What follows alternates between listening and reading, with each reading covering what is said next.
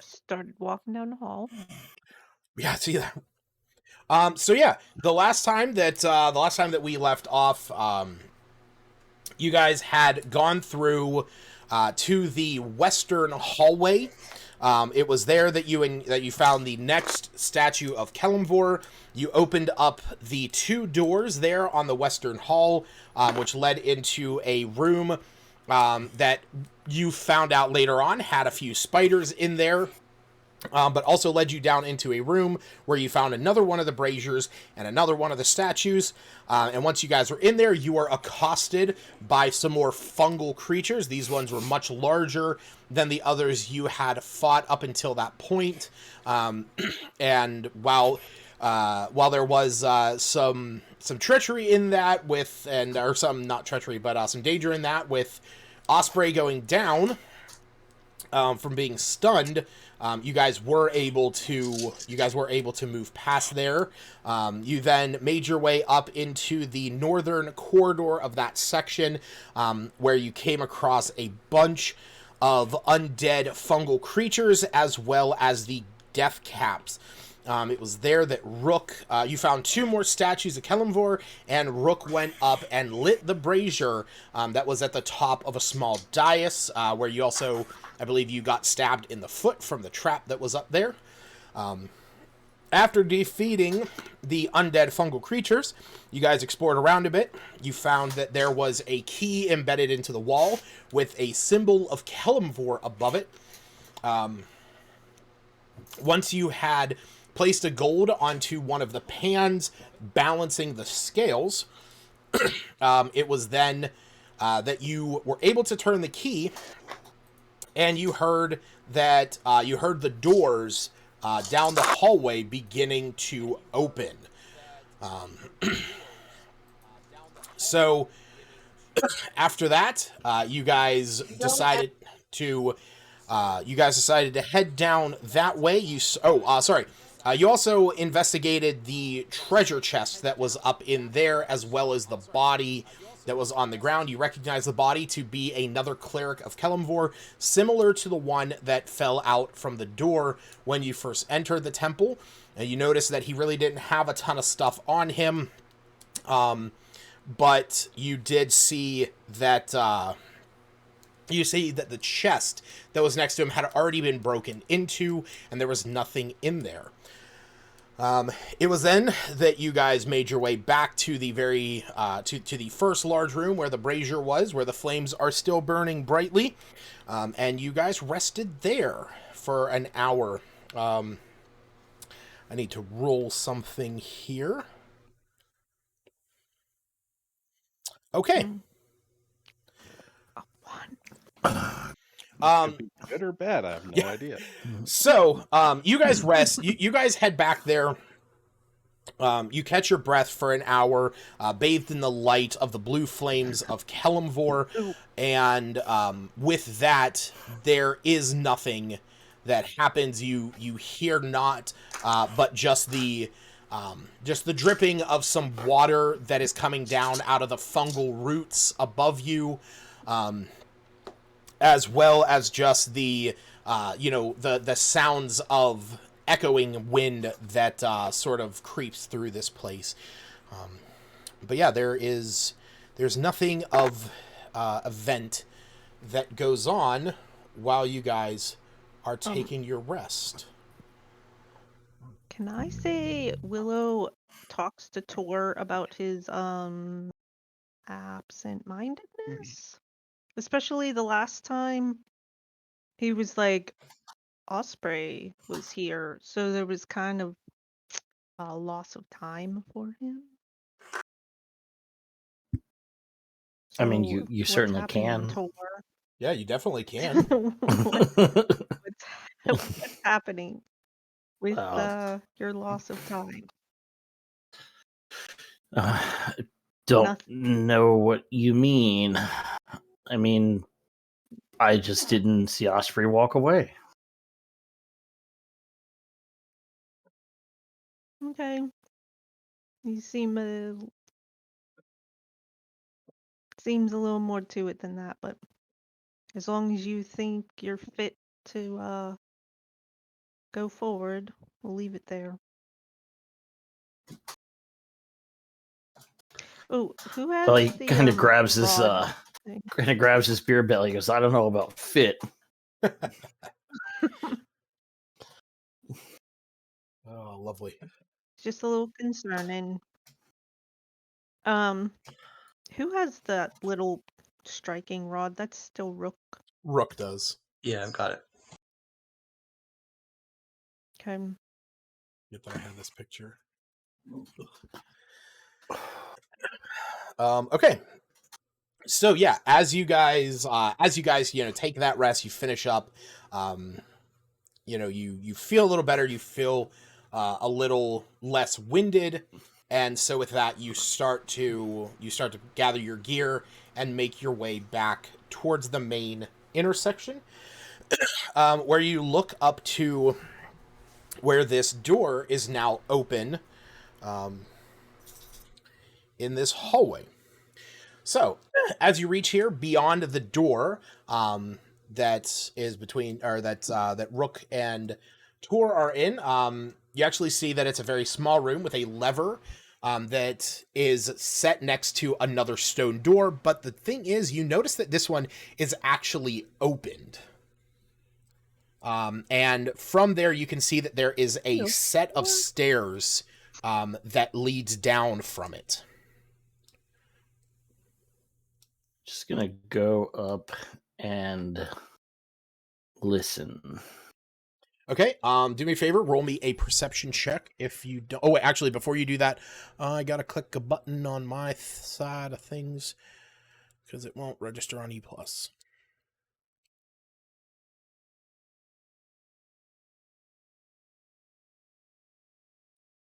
There we go. All right, cool, yeah, go ahead and roll your perception.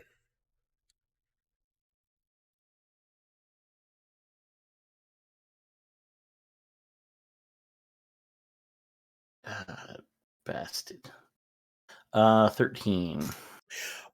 So you don't hear anything from where you're standing, but something that you do notice is actually as you get closer to the door, you can see that the door that is already open has been wedged with a spike on the ground. So that it can't close? Correct.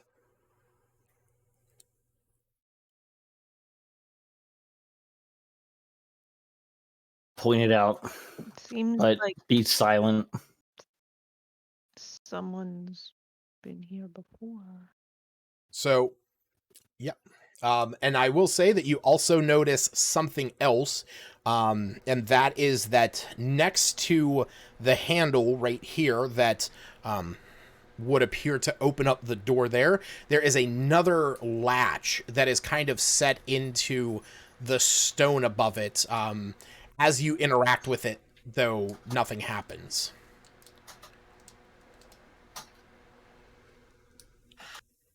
All right, I'm going to go ahead and quietly as possible make my way up the steps. Okay. Yeah, you start to make your way down the flight of stairs. I'm going to be very, very quiet. Okay. Yeah, roll me a stealth check. I already did. Nice. Yeah, you are super quiet. Yeah, for the rest of you, watching Tor move down there is with his size being such a departure from what you would expect. He is moving with extreme grace and is moving in such a way that you would be very surprised to see a man of his stature even be able to move. I'll sneak along behind. Okay. So, My footfalls actually absorb sound. yes.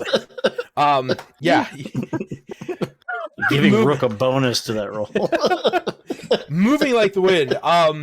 Yes. So as you make your way down the stairs, the two of you notice this first room here. There is This initial chamber here holds only a pair of stone columns, but you can see that there is what's leading up to a dark hallway that leads up to the north. And move just behind that Whoa. column up to the on the left. Okay. Oh, you know what we'll do? Put you right there. So yeah, you can see that there is, like I said, there's a hallway that leads up to the north. There's no doors. There's just an archway. Okay. Willow will follow their quiet lead. Okay. Willow will tend to- Go ahead and signal them up. Yeah. But yeah, beyond that, there's really nothing that you can. There's really nothing that you see in here.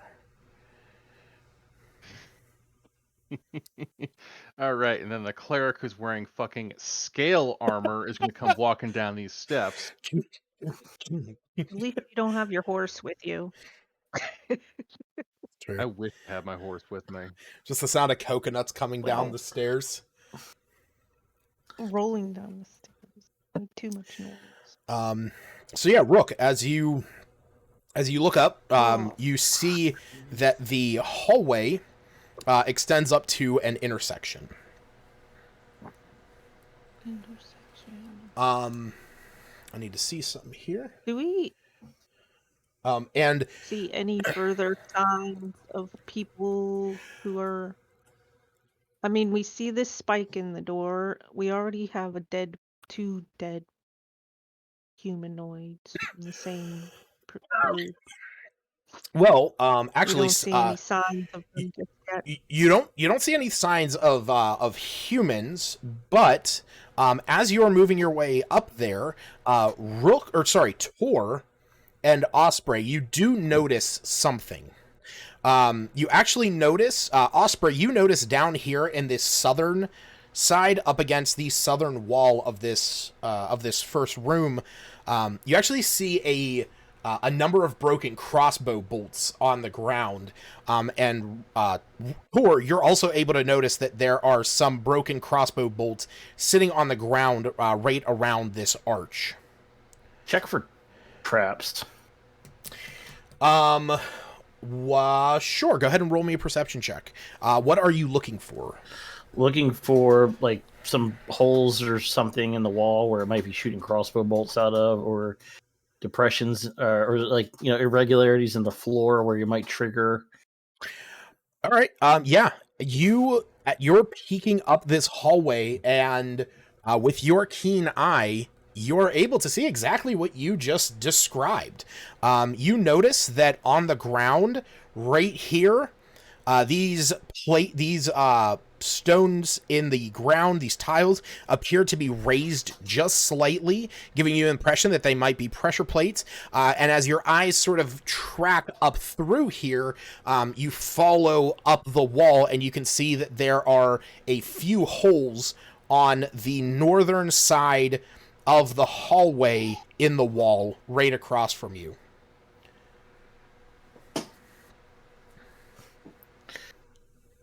All right, point out to everyone where the plates are. Yep. My daughter's in the next room laughing maniacally. He knows.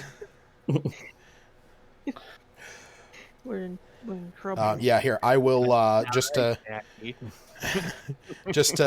give you the reference.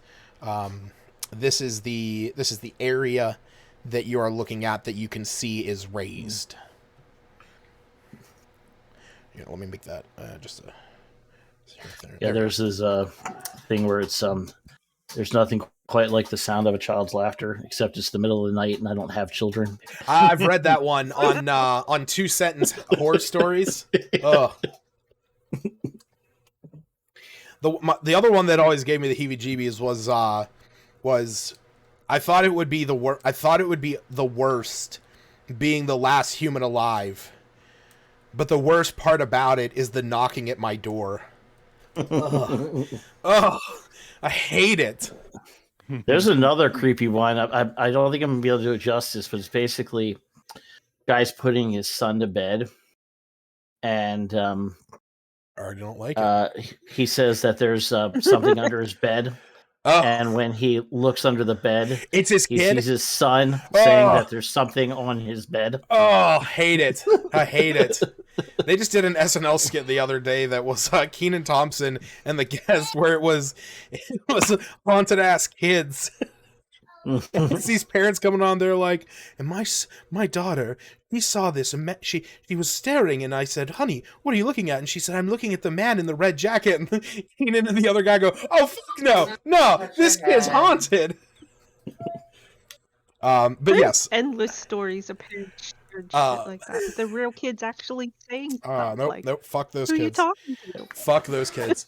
Not literally, but fucking figuratively. But yes, you see this hallway, you see these pressure plates on the ground that is very clearly standing out to you as a trap. You imagine that with your perception, with the evidence that you see on the ground, you imagine that it's pressing one of those plates is going to trigger the trap to shoot some crossbow bolts. You get pushed down with something else. Or just hop over. Does it look like it's something we'd be able to avoid, or is it going to be... Well, you... let me see here. So... What is the thing to use to disarm traps with? So that is... Disable device? That's actually thieves' tools. So, I have a pair of those. Do you? I do. Wait. Tools. He made them for somebody, right? Oh, so you have proficiency with them, but checking your inventory, you actually don't have a set of thieves' tools. All right, well, fuck you then. Anyone got a rock? Wait. I thought you... who was it that crafted thieves' tools, or am I thinking of a different campaign? That is a thing. If you have... if you have... That was my summoner offer to use major creation to create thieves' tools temporarily. Okay, that was a different... Yeah. I have thieves' sorry. tools, and I Wrong campaign. My bad. Wait, what was that, Willow? So I have thieves' tools. If she's proficient, Okay. I think they're from my background. Cause oh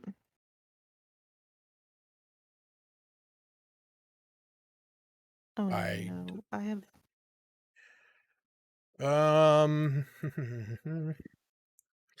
Nope, not from your background.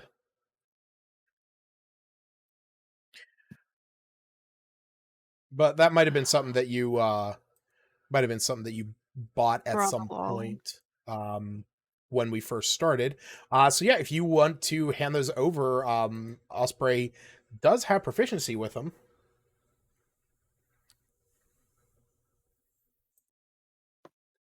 I can't wait until they implement inventory to inventory management and on here. I know that's something that D&D Beyond has wanted to do, where if you're in the same campaign, you can send stuff to someone else's inventory, and you also can have like a communal bag.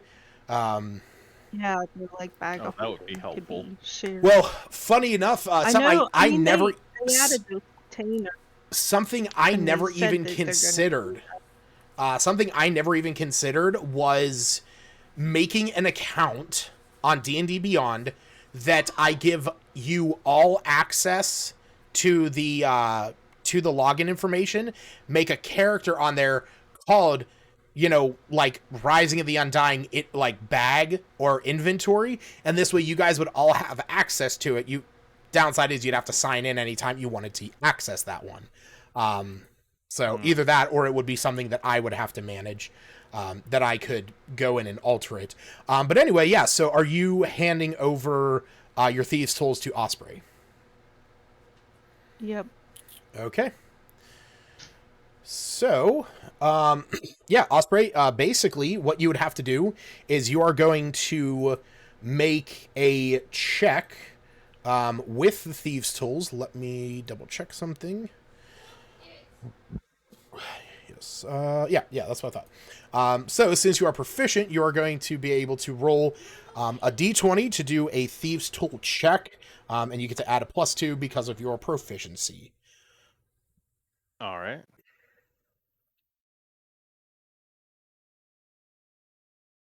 Ooh.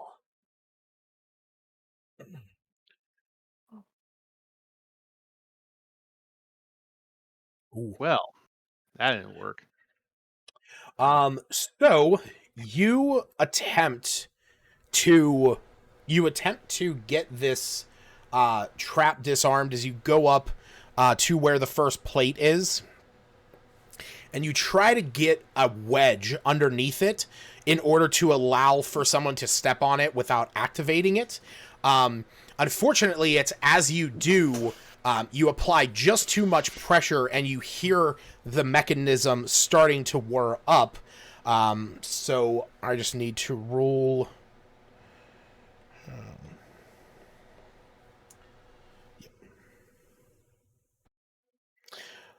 And as you do this, a crossbow bolt comes out and hits you, just kind of scraping by and nicking your arm for 1 point of damage. Ah, dick. Ridiculous. All right. So does it Osprey, there's look got to be a better way to do that.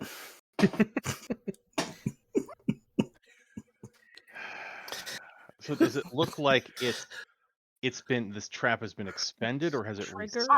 reset? No, it has reset. Oh, god fucking damn it. Okay. Let's It's try that just- again. Okay. Think there's any chance there's a deactivation lever the other side? Not that I saw. Going poorly. You make another attempt. You think you almost have it, but as you start to apply pressure, you can feel that the mechanism's about to kick, but you let off. It does not fire this time, but it is still armed. All right.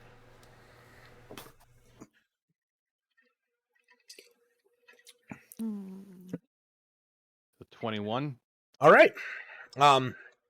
Yeah, so after having, a few, these 2 tries to really figure out where the pressure setting is on this, you are able to get the wedge set in place without setting it off. You apply just a little bit of pressure, and from that you're able to tell that that particular space is now safe. All right. And I will say that you can see that when you do that, that as you step on this plate, you can see that it actually is holding your weight, and these 4 do not move. Okay. So move on up and try it again. Okay. Just let them know that they're in a safe place so they don't get triggered.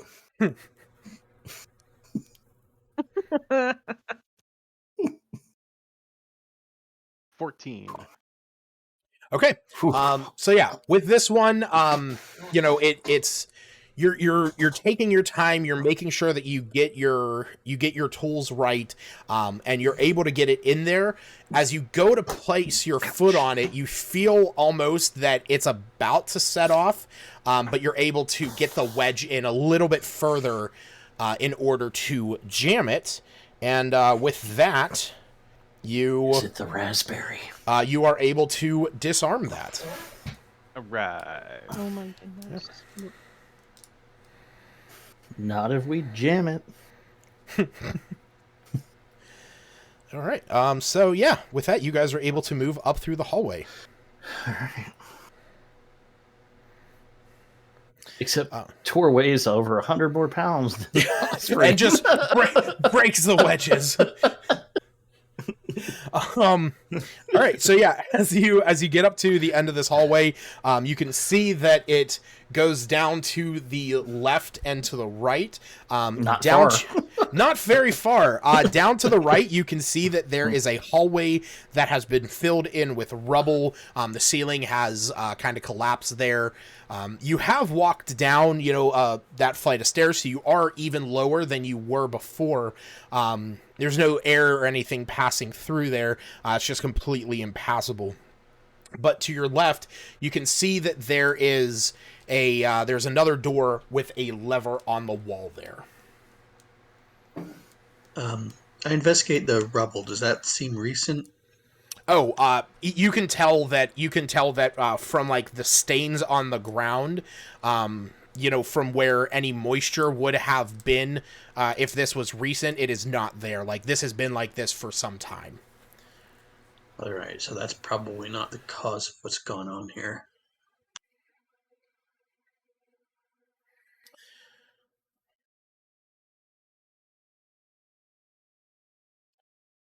Yeah. Like I said, you see over here. I guess I should actually say it is a. Yeah. It's like I said, it's another stone door. You see a lever there on the wall next to Osprey.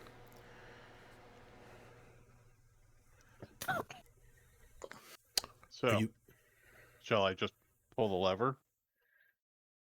Just bash it with your Pull the elbow. lever, Crunk. I do it. And do the thing. All right. As you pull it up, it opens, but you actually see that this one, it's not like the other ones where it kind of like slides out of position. It actually swings open, but you notice that on the ground, similar to the door that you guys had walked into down the first flight of stairs, getting into this next area, there appeared to have been a wedge underneath this door, but it broke and shattered as the door is kind of dragging the pieces of that rubble along the floor. Huh. That's odd. And I'm going to say that with your passive perceptions, Osprey and Tor, also you guys are the closest ones to the door. As soon as you open this, you can actually hear very light murmuring coming from down this flight of stairs in front of you.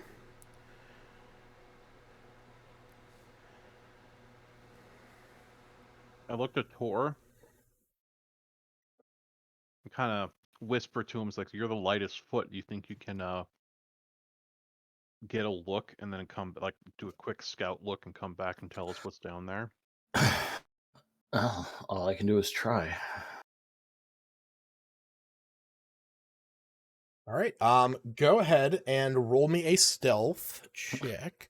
The funny thing is, my stealth's actually only a +2. I just happened to roll a 20. Yeah, you got a nat 20. Holy shit! Holy shit! Holy shit! Oh, hey, look at that! Good for you.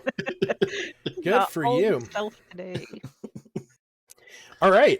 So yeah, you are able to creep forward a little bit, and as you make your way down the stairs, you catch a glimpse around the edge. So as you look around, you can see that there is a doorway down here.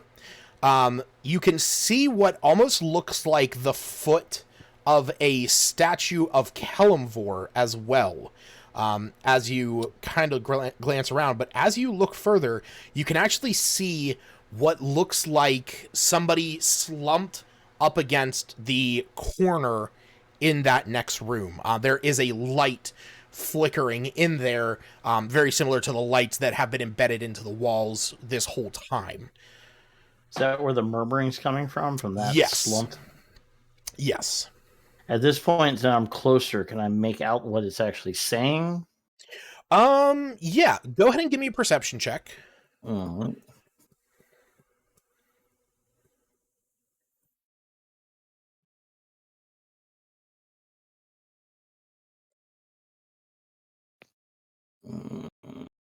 13.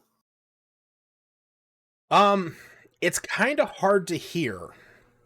It is Not really anything. Like, you can tell that it's whoever this is, whatever they're doing and whatever they're saying, it's in common. The most that you can make out, though, is the words death and then the words please.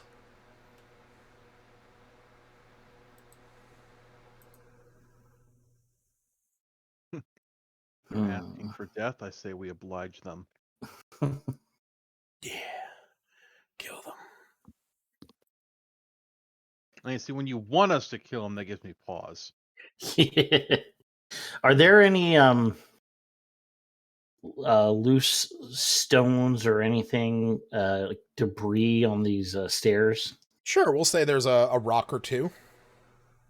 So what I want to do is kind of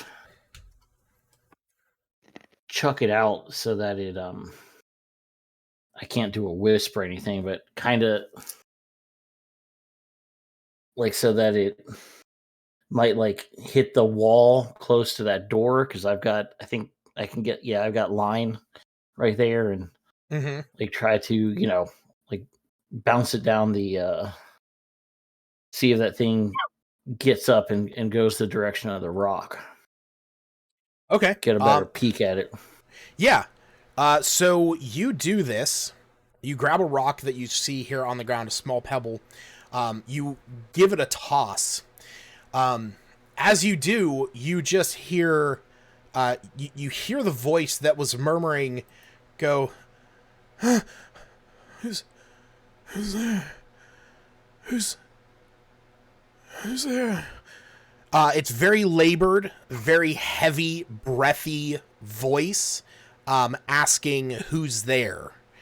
The body doesn't move. You see, like, his foot kind of twitches, but he is still slumped up against the wall.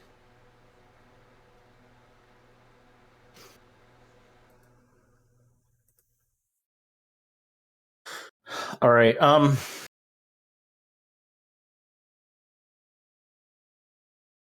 Signal back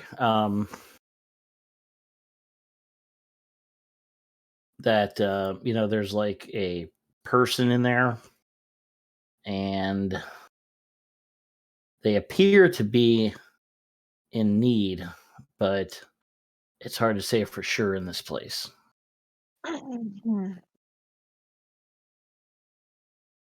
So be alert, but this person could be in need of assistance.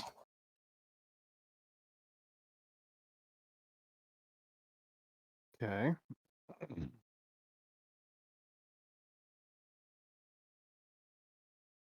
And then take everyone forward. Okay. 1 second. All right. So as you guys start to make your way back down the stairs, you enter into a small room. You can see the statue of Kelimvor off to the left in here. But sitting on the ground in front of you, leaning up against the wall, he has a hood pulled up over his head, but you can see a number of things on him. He looks like this. He appears to be a bit more haggard than this picture here describes.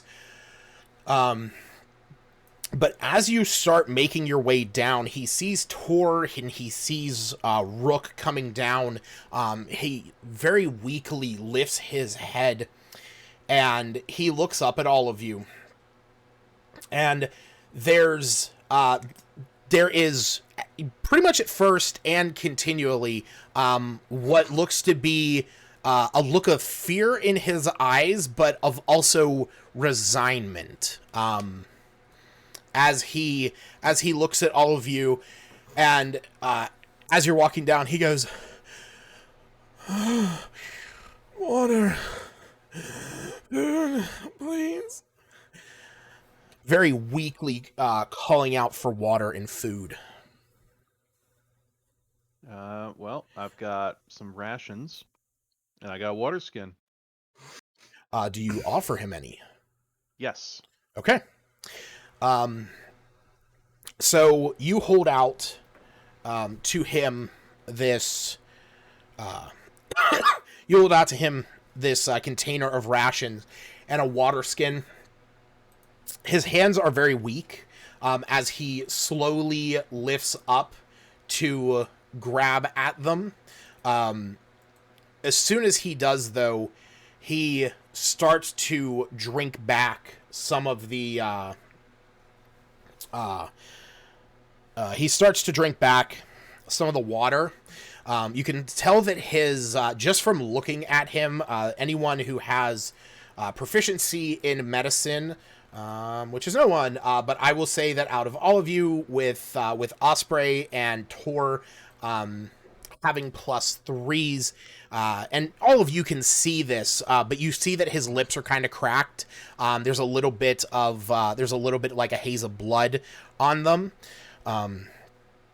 But he's taking these very greedy gulps of water, and then go slow, friend. And he has, when you say that, he sort of pulls it away, takes a breath, very deep, very labored. He says, "Thank you. It's been a few days since I had anything to drink. At least I don't remember." And from that, he starts to pick at some of the jerky and the the trail mix and fruit and nuts that are in the container here with the rations. Does he look injured or just malnourished? Roll me a medicine check. Down here. I mean, I did roll a medicine. Yeah. And you mentioned our medicine. Right. Yeah. I mean, I did roll a 20. Yeah. I don't want to waste 20s on medicine checks. For fighting.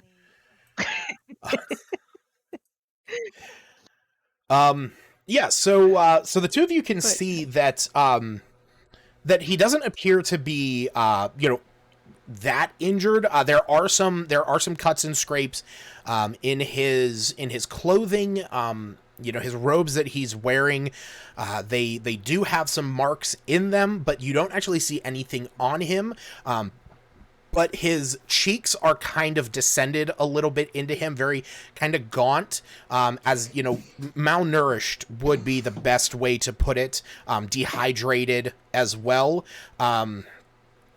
Because he looks up at you, Osprey, as he's sipping from this, taking a few of the pieces of food from the ration kit, and he takes a breath and he goes, "Thank you. I've been subsisting off of this moss ever since I got trapped in here." And you could see, right next to where he's sitting, there's a patch of fungal moss growing on the wall that, you can see that from his body position, he could lean over and sort of, suckle on the moisture from it. Do you remember the day you came in here? Do we have a more exact... It was... date, I guess. It was raining. It was raining? It was... Yeah, all four of you, give me a quick history check. The farmer said it hadn't rained for a while.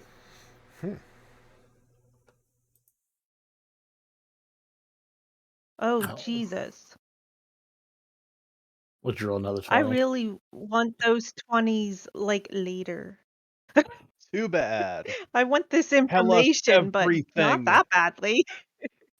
Tor remembers drinking, but not listening to anything about rain.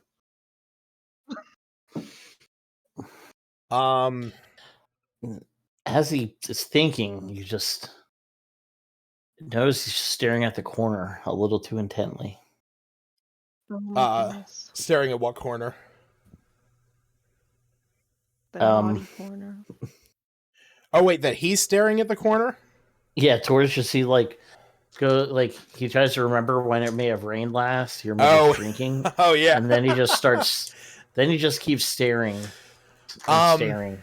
Yeah, we'll say Osprey and Willow. The two of you think back.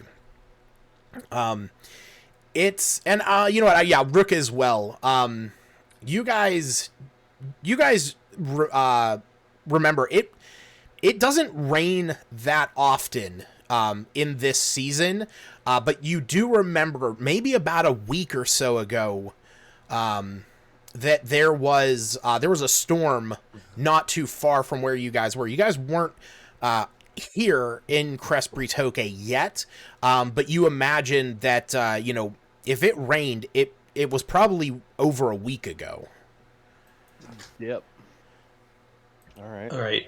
In that case, Rook is going to go back to that last door, take his hammer and a couple of pythons from the climbing kit, and attempt to do a better job at making that door not close with us in here. Okay. So why don't you go ahead and give me, do you have, what tools are you using? Hammer and pythons, part of the standard adventuring gear. Oh, cool. Yeah, just go ahead and give me a skill check. We'll say survival. I want to ask this guy if he came down here with. Sorry, yes. The door is wedged. You are good on that. He looks up at you. He's still eating the trail mix, the jerky, drinking the water. And he nods. It's also at this time that you all notice about him sitting behind him up against the wall in the corner.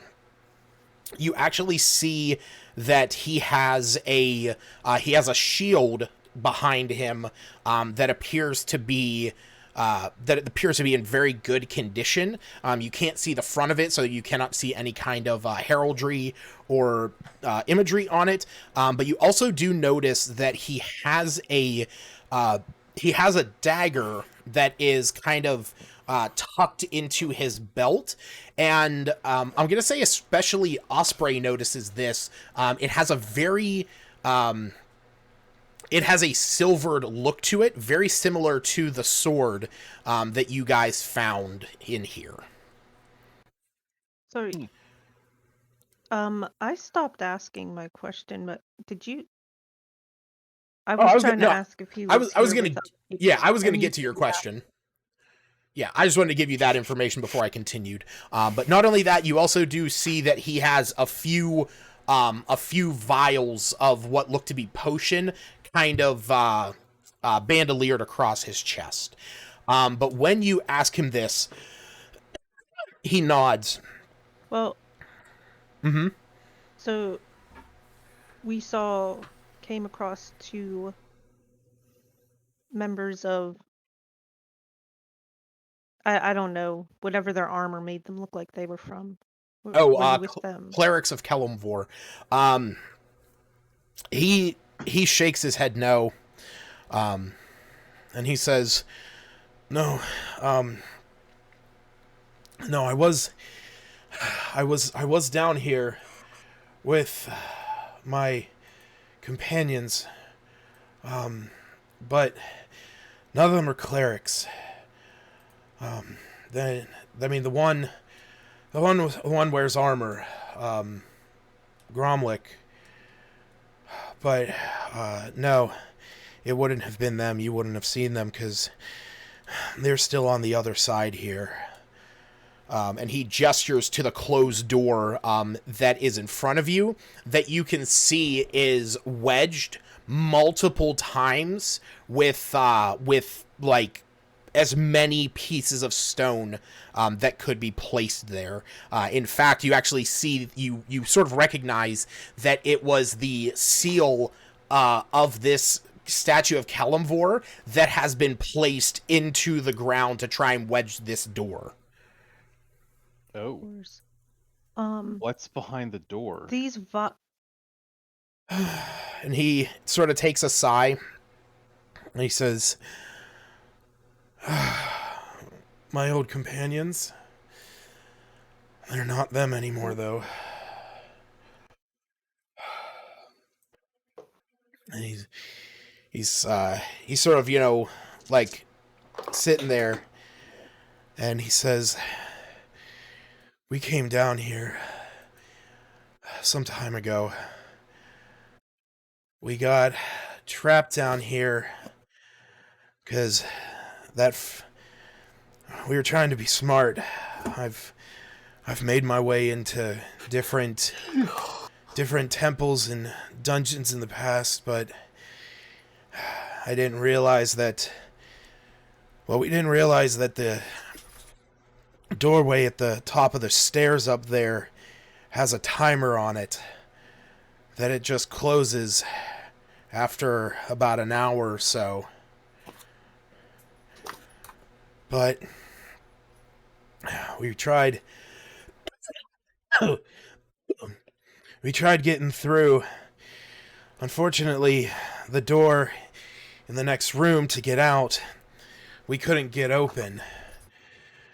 So we tried figuring out a way to get out, and we even thought maybe we could dig our way out of that collapsed tunnel, but it's just it's full. But we kind of hoped that, the mage would be able to open it, Samukin. But as time went by, things were looking worse and worse. But it was maybe a day or so after we'd been stuck in here, I started noticing something about them. Something strange. They started growing agitated. They started getting this rash on their skin, this dark rash. I don't know what it was. Rook scratches at his arm a bit in that. Yeah. You see a similar patch on your arm, as you look down, and he says, Not sure how I could tell if there was a reddish rash on my skin, but yeah, well, yeah, true, but no, actually, as you look down, you the first time that you saw this, the first couple times you saw this, you ignored it, but as he says this, you sort of look down, you can see that it's darkening into this black rash that kind of grows a little bit on your arm. And he takes another drink and he says, it wasn't long before they started acting stranger. Sorry, I gotta turn that fan off. They started acting stranger, and I kind of knew what was going on, and I couldn't stop it. I don't know why it didn't affect me, but eventually they turned into these horrific looking creatures. I tried defending myself, fighting them back and tying them down, but fucking Three Teeth, he's so big. Even with what happened to him, his body is just full of muscle. I did what I could, and I took one of my bombs, and I blew a hole in the floor, made my way back in here, blocked the door, and honestly, I've just been kind of sitting here, waiting for death. That was and he looks down at the floor. And you can see that he has like some scratch marks in the floor that he has sort of penned in. And as you all glance down, you can see that it has the markings of, if he was marking actual days, there's about 12 hash marks here. Yep. All right. Um, so you said he has vials across his chest or Yes. whatever. Yes. Um, do they look like the one that the vial we saw on the dead body of? The one that was broken on the cleric. In fact, they do. And also, he said bombs, so Willow would say, wait, he called them bombs? He said bombs. Yes.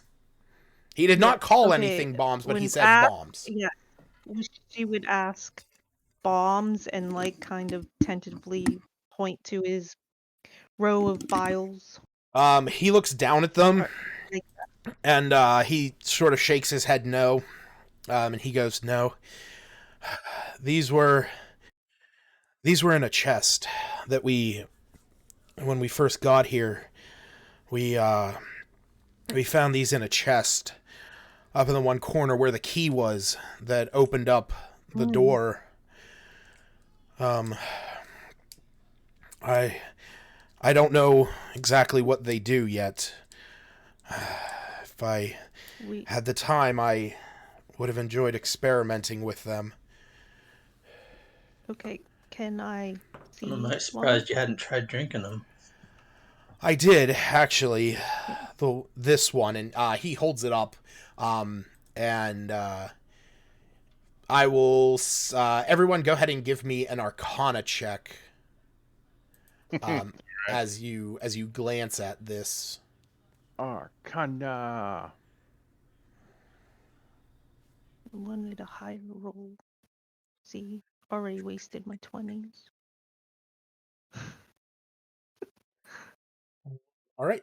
So as you guys look at them, definitely Willow and Osprey. We'll say Willow, you know this, because of your tinkering abilities. We'll say that you have some familiarity with this, but Osprey as well as a cleric, as somebody of healing, the liquid in two of them, the one that he's holding is a third one, but there is another fourth one on the bandolier. The one that he has already drank from, that has not but just a small little drip left in it. It looks very much like a potion of healing, as well as the two others on his chest. But the third one that is on his bandolier does not. In fact, it has a bluish tint to it. And Osprey, I will say with an 18, while you yourself have never used one of these, with your propensity to focus more on martial abilities and using your divine arcane powers more sparingly, you are still able to recognize what this is because other members of your clergy have used them to amplify and bolster their own arcane abilities. It very much looks to you to be a potion of mana recovery. And what does that do? What's that? So what it is, You guys never played Diablo? what it is We don't have in mana points. in world. So what it is in world is it anyone who drinks it, gets a little bit of revitalized arcane energy. Out of game, when you drink this, you regain 1d4 spell slots. So you could essentially earn back 4 first levels, 2 second levels, or say a first and a third, but whatever would add up to 4.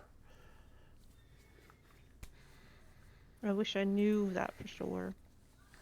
Well, that's a homebrew item. There's different rarities too. There's one that gives you 1d6, 1d8, and that's it. Because I think any potion that gives you a 9th level spell would be way too powerful. Yeah. I wish Willow properly recognized it. I mean it's slots back. something that's sort of like in her mind, but you just can't really place it. We'll say that it has to do with the fact that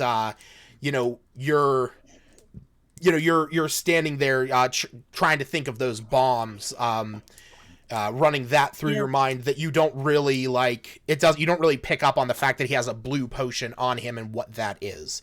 But Osprey does recognize that. I will, kneeling down in front of him, looking him over. Sir, do you mind if I barter a trade? I mean, No. like water and rations. This food, those Crazy. potions you happen to have. Yeah. Yeah, please.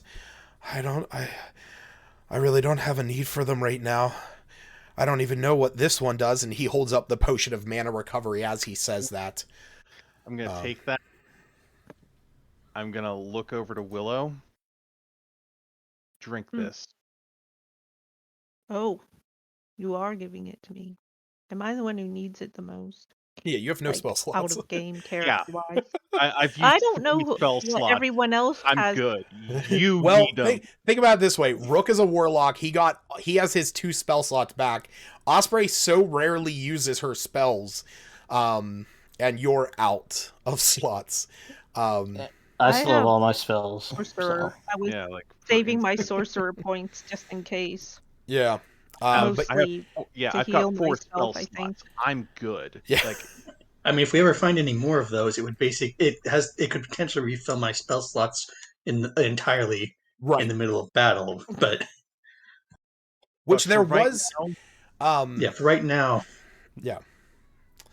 I'm gonna like, listen, Willow, if you don't drink this, I'm gonna have Tor put you in a headlock, and I'm gonna pour this down your throat.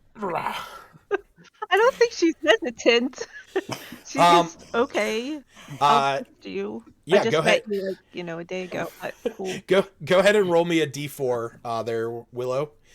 Yeah, I did actually have I had a thought about this when... there's sneakier ways to roofie someone, right? So there you go. So you can either get back a single 2nd level spell, or you can get back 2 1st level spell slots. When I was developing what was his name? Nigel, my snake oil salesman, with that placebo of healing, where you have to pretend that it works, and it will work. I had the thought of these where it would have been mana recovery wild magic, where if you drink it and you have any excess amount of arcane energy, like if you only have 1 spell slot and you kind of want to get it back and you drink it, you get 2 random spells from the wild magic sorcery table just happen.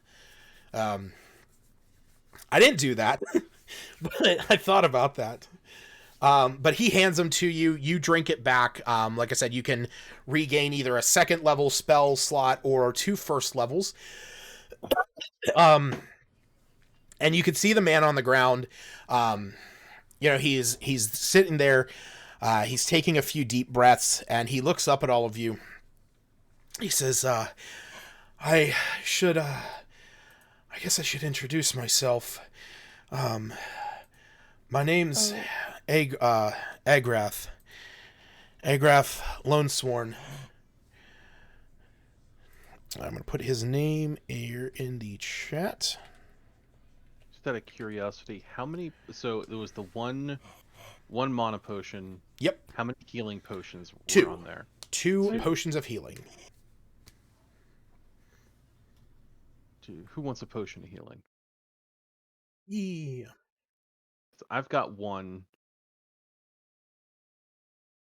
I don't know what I have in my inventory. But Tor actually has I want 2 because want one. he's got the First one from the one I beginning, and then we picked up another one. Okay. I want one because the one I had I used on. Okay. Here you go. yeah, I You can used the have one I had Peregrine. when I was Like doing medium. the I was like, sprint save across the you. room. But I mean, it's a type of thing I typically. I'm okay with using on somebody. All right. Obviously. So Rook I've and done Willow, so you before. both get a healing potion. There you go. I just try to make a habit of not taking damage. Yeah. Yeah, well, good for you. Coming in here with that No, bullshit. why did that happen? Um, this guy. I'm sorry, got distracted with my healing potion.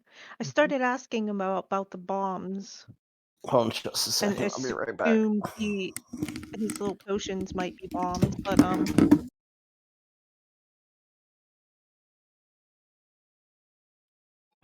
Yeah, you ask him yes. about this, and he looks down. Like I said, he'd already shaken his head no, but he goes, "Yeah, like I said, I used it to I used it to get out of there as quickly as I could, but I don't have any more left, unfortunately."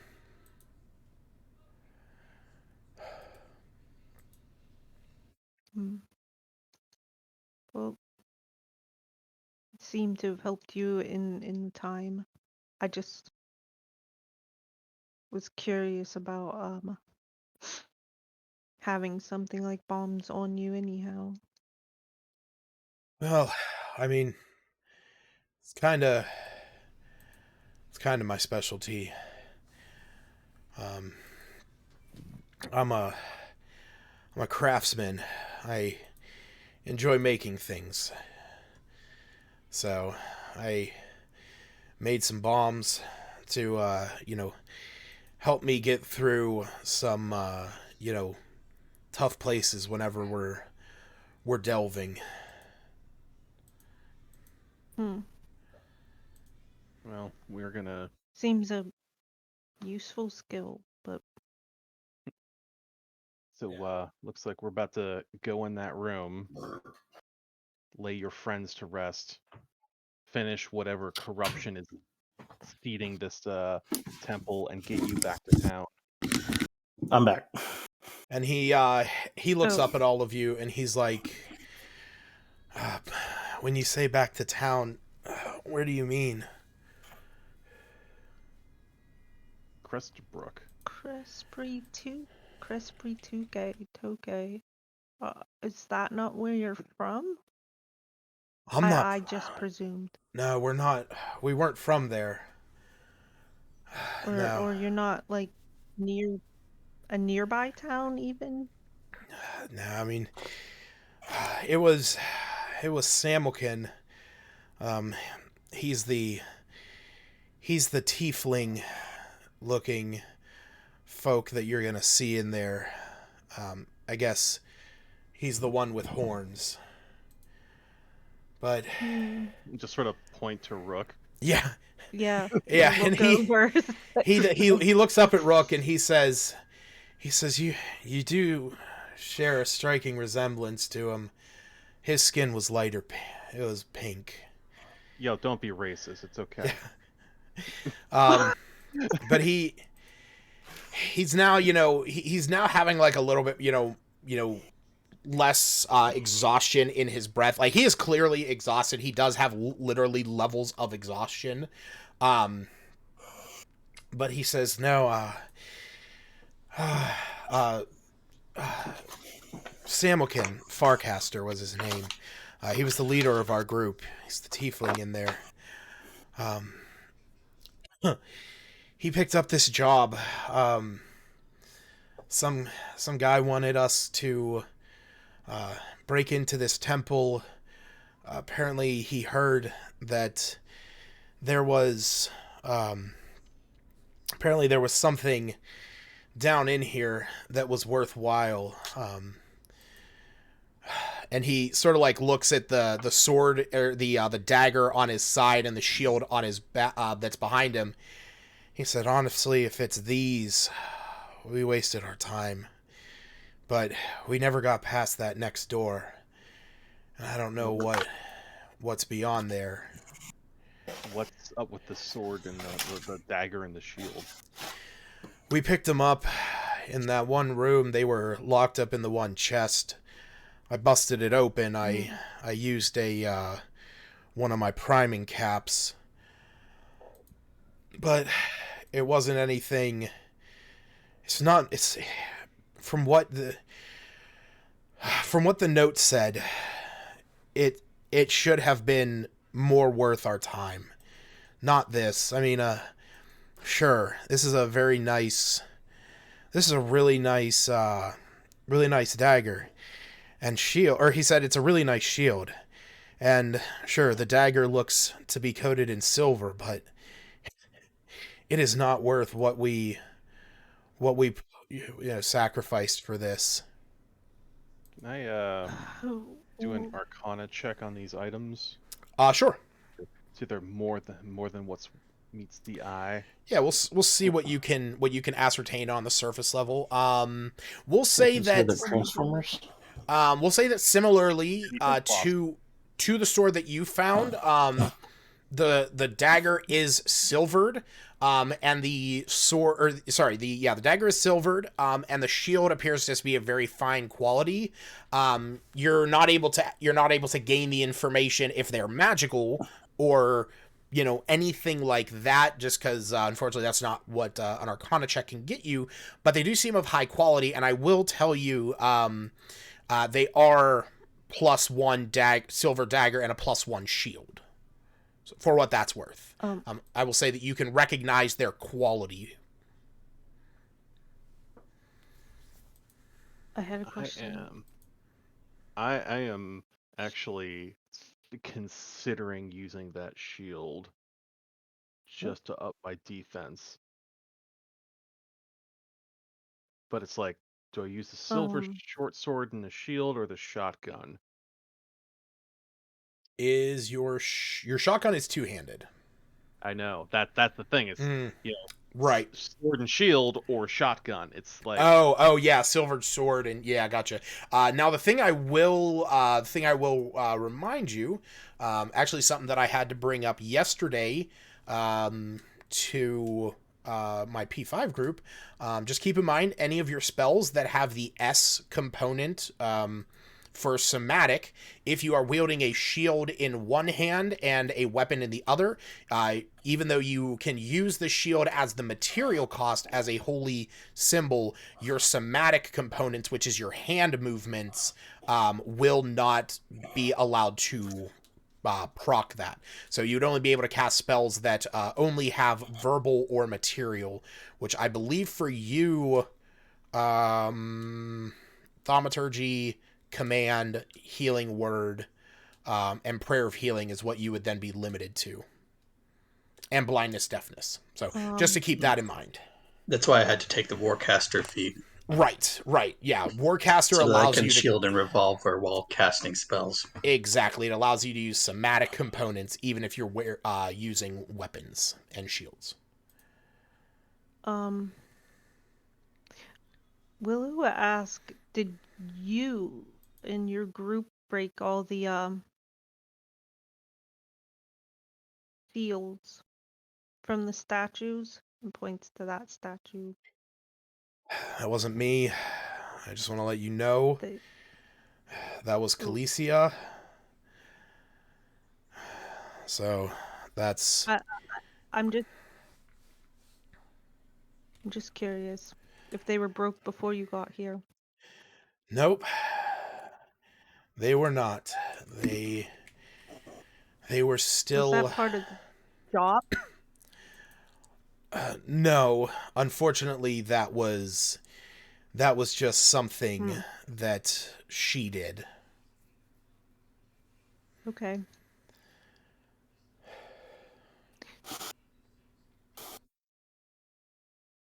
Um,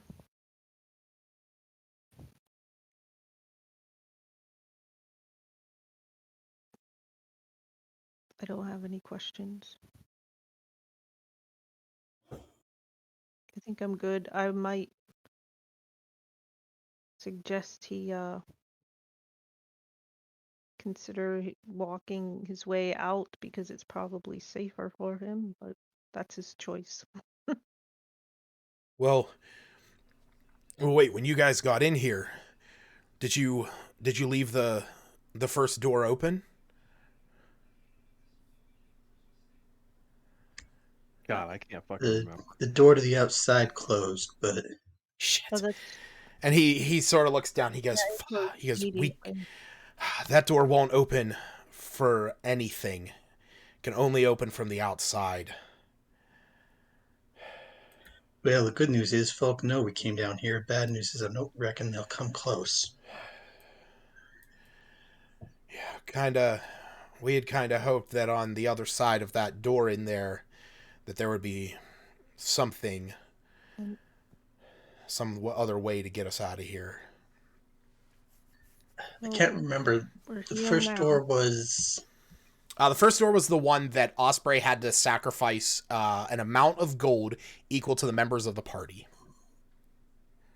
And then the dead body kind of was that like fell out. that was a solid stone crypt door? Yes.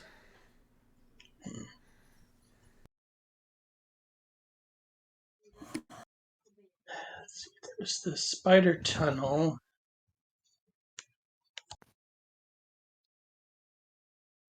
But I couldn't see up to the surface there.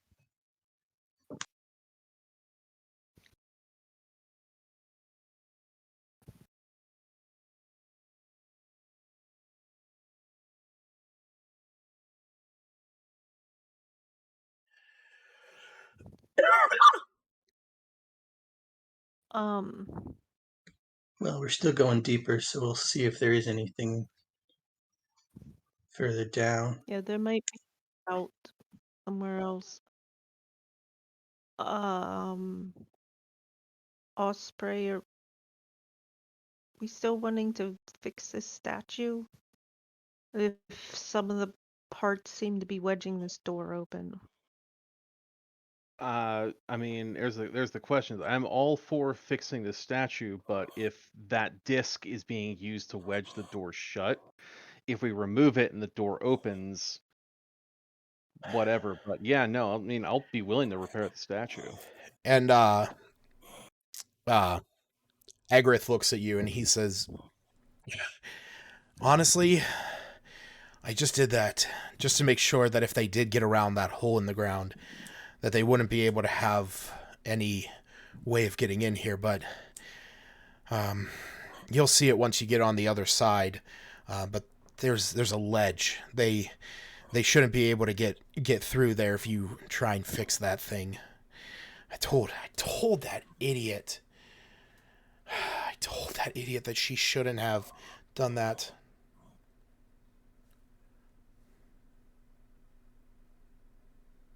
Done what? Broken all Break these. crack, Why? I mean, Why would? I presume. Who was breaking them? the A cleric. member of this Or sorry, cleric. no, sorry, not cleric. He says she's she was a diviner, but she's I never trusted her. She said that she worshipped a god named Cyric. I mean, I was never into religion. I'm more of a man of science. But she had similar skills that I did, but she could manipulate the arcane, whereas me, I can do a little bit more mechanical. All right. Well, Which Osprey, I will say that that you definitely know the name. You definitely know the name Cyric. That he is known as, like, the Mad God, the Prince of Lies, but he is a god of, like, conflict, murders, lies, and illusion. Yeah. In fact, from tales, it is told that he was the one who had killed Mistra, causing the spell plague. About 100 years ago. Okay. So yeah, it's also with that one of Siric's most hated and most hated enemies was Kelemvor.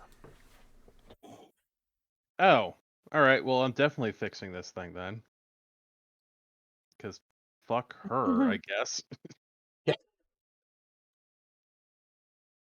yeah. It's honestly one of my favorite things about about about Sirik. I remember the first time I ever added him to a campaign. It was like the information that I pulled up was basically like, he's really hated by Mistra and Kelemvor, and he has no friends. Like there are no gods. Even the evil gods hate him because he is a liar. Oh.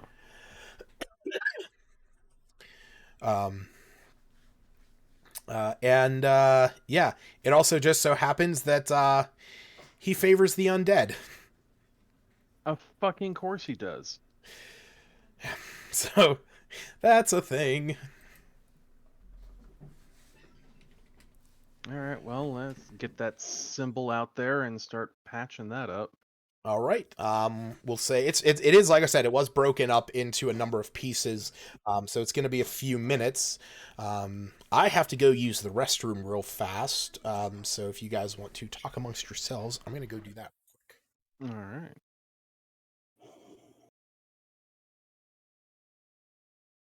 So, So fucking NPCs, right? Bunch of dickheads causing nothing weird. but trouble. NPC have an amazing supply of potions you didn't use despite laying there dying. Well, I mean, there's the thing. Like, you can drink all the healing potions you want, but it's not gonna make it. So, you ever play They're Chrono Trigger?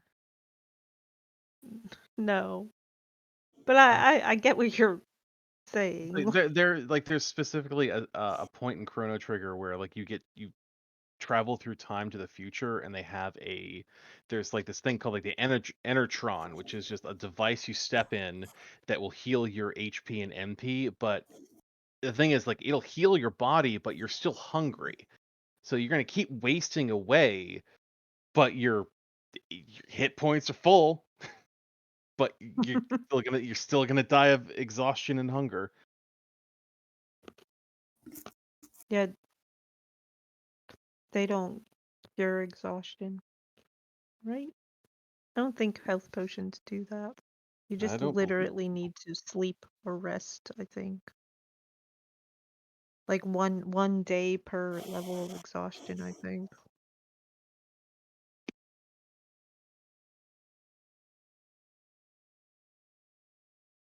I just like how I magically have the got some spell slots back.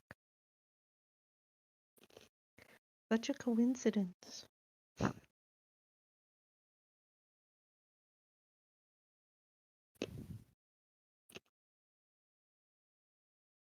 Yeah, I didn't want to be a dick and be like, "Ooh, I could drink those to get my spell slots back," but Well, I don't. she wouldn't have fought you for it. You knew what it was. Yeah, but I don't really. Again, I really don't cast spells that much.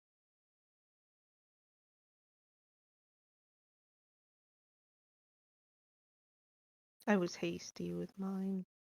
I didn't like that. What was it called? A white. I didn't realize I it was was. I was to be honest with you, when we went in I that thought room, it I would was take a expecting lot him to more. be a bit tougher than he was. Like, he died before it even got to my turn. Yeah.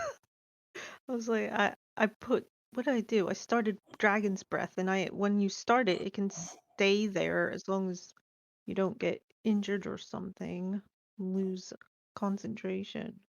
I expected to use it twice, otherwise I wouldn't have used the spell slot. Yeah, it seemed to be balanced more like a kind of a trap than an encounter. Yeah, Mm, I mean, there was an actual trap too, but the whole thing was more yeah. like yeah. And that trap only hit me for a point of damage. It was very It sounded far more threatening than it actually was. Well, you see one creature, you assume, shit, it's a huge creature. Yeah. But Um, this was just a creature pops out and makes an attack as basically a trap. hmm.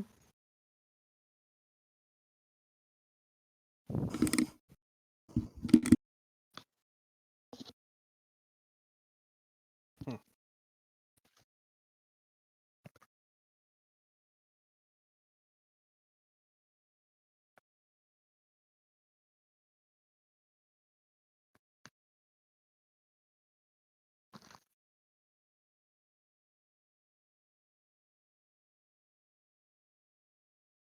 Hmm. So, Eric, you still here? Yep. Did you watch Eternals yet? Yep. Would you recommend that? Is that something that you think someone should go out and see, or wait till it goes on Disney Plus? So I honestly enjoyed it a lot. Um, there was a lot more to it. Now, don't get me wrong; it was very long. It's like 2 hours and 49 minutes. You got to be ready for that. Okay. But it had a lot more to it than I expected it to. I tell you straight up, there was probably like 2 or 3 parts where, like they even made me a little teary while I was watching it. Um, there's just um,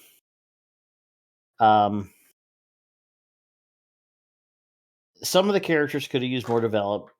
Some of them were real fun. Like if for as little as he was in it, Kinko, the Indian guy, Mm-hmm. like all the stuff with him was just like a riot, you know. Of course, he's played by a comedian. He's the guy that did the Big Sick. If you saw that Yeah, movie, Kumail Nanjiani. yeah. I wasn't gonna try his name, but he was so much fun. Angelina Jolie's character, like there was, it was kind of a minor thing, but like stuff that went on with like her character and with Gilgamesh. That's like some of the emotional stuff of the movie. Um, and say what you will about Angelina Jolie, she is actually a hell of an actress. So, Well, um, that's very much what I'm like. So, like, I'm interested in seeing what they're doing. Like, we heard that they're bringing Hayden Christensen back for Obi-Wan Kenobi. he's also So, going to be in Ahsoka. yeah, I want to know. I want to see. I'm eager to see what he's gonna be like when they have like an actual director and people who know what they're doing behind, like leading and directing him as an actor. It's like, is he really terrible, or was everything he was in done by people who should not have been directing? I mean, he did a movie where it was kind of like I don't remember, it was like Renaissance period or something, but what the hell was the name of that movie? He was real good in that. But Jumper was crap. Um, I kind of liked Awake, the movie he did with Terrence Howard and Jessica Alba, but it wasn't like a great movie. Um, but I mean, knowing what I know about George Lucas and how he directed Ahmet Best to play Jar Jar, I do feel like that Lucas could be very much to blame for how he portrayed Anakin as a whiny little. Well, that's exactly it. That's why I'm curious. Is like, will he is like on it? Like, to be fair, like my opinion, like Ewan McGregor was the best part of the prequel series, Oh God, yeah.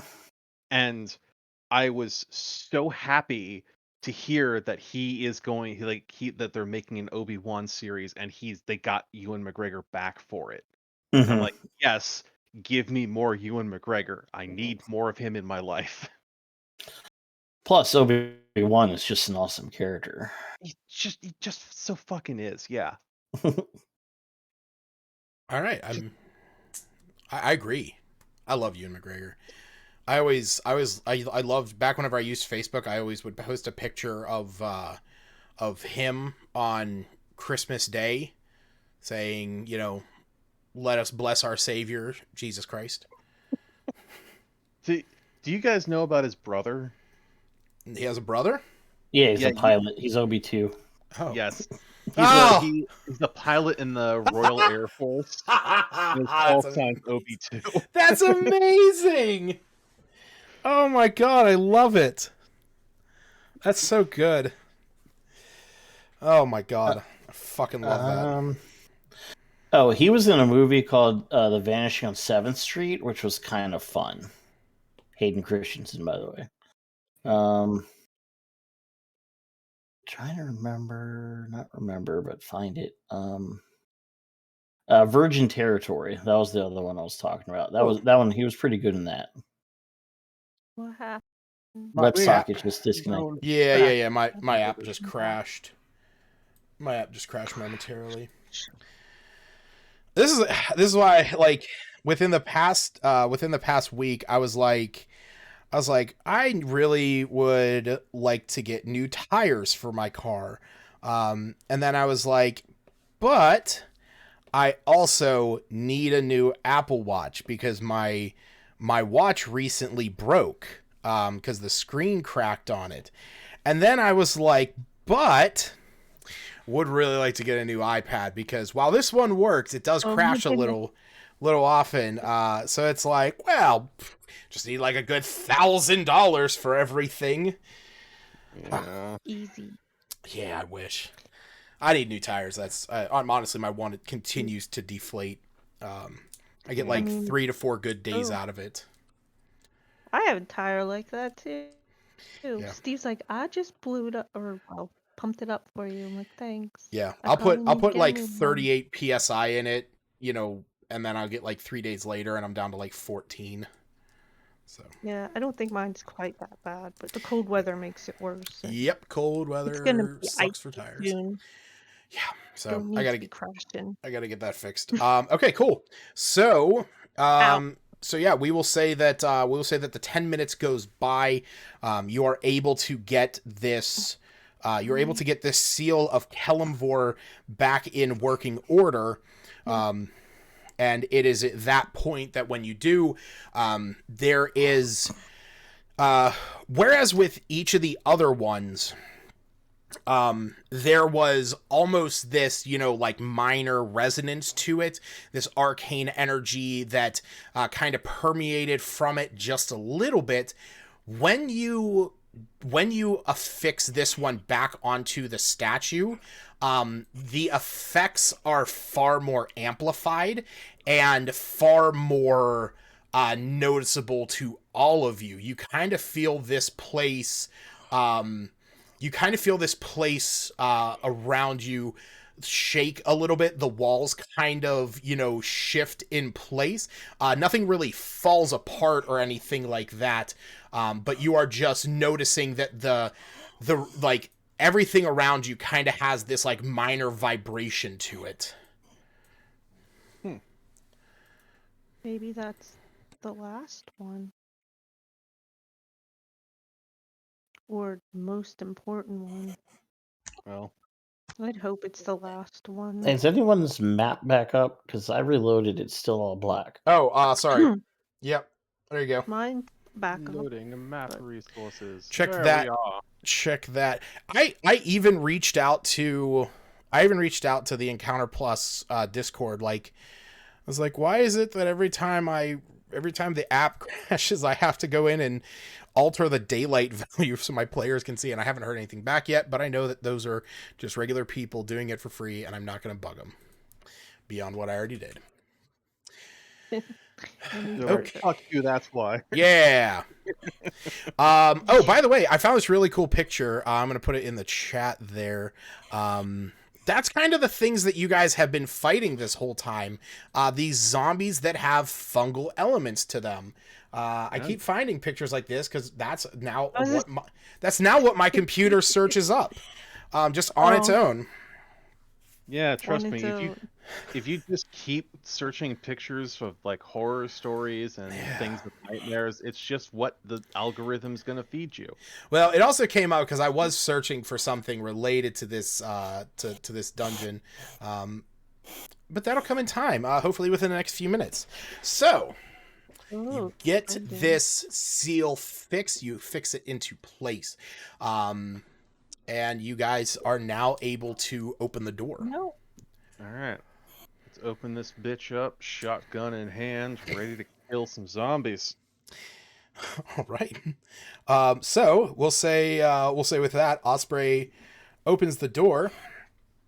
As you do, you can see into the next room, much as Agrith did inform you already. You can see a massive hole in the ground here that leads down into a cavern below the floor,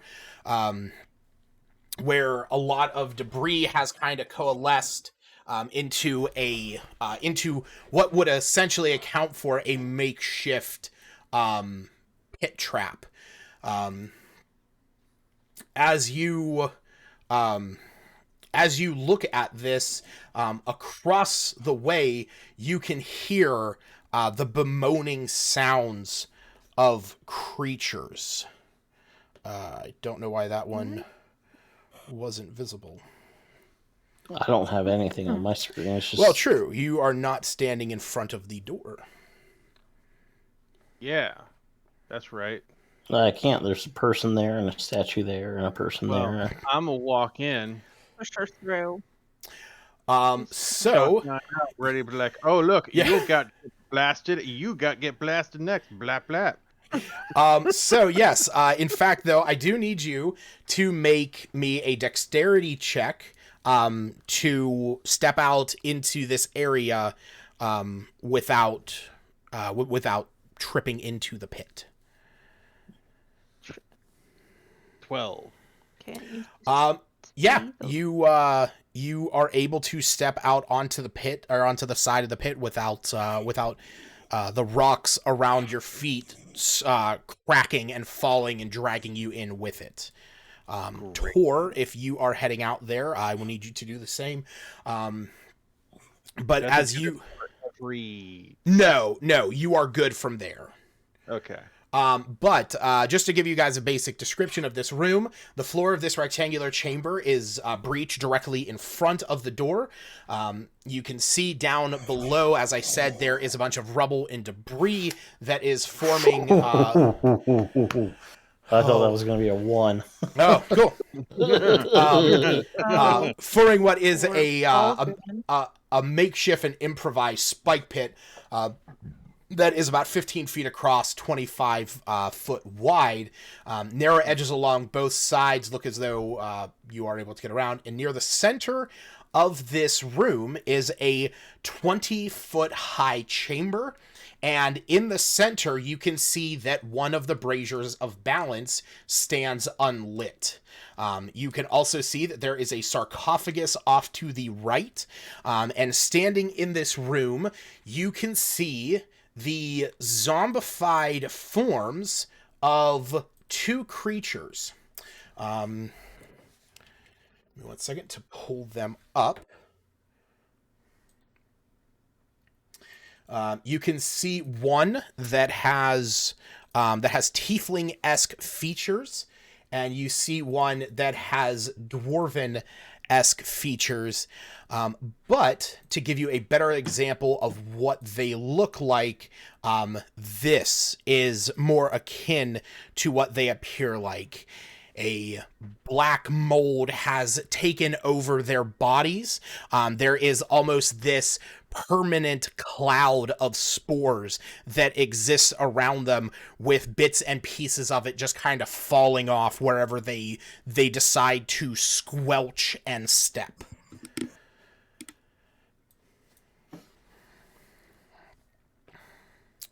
Well then. Yeah. So yeah, Tor and Osprey, you've both passed your dex checks. What do you guys do from there? I'd like to take a shot at one of them.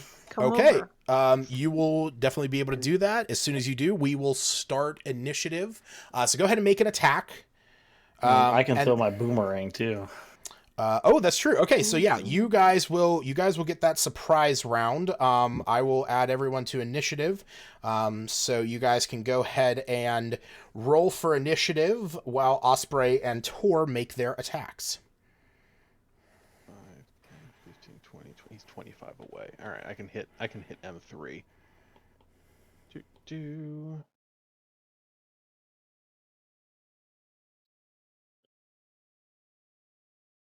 Yeah, both of those attacks hit. Baller. So are they undead?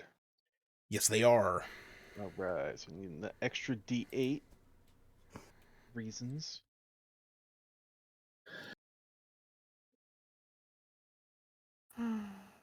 Which one are you attacking?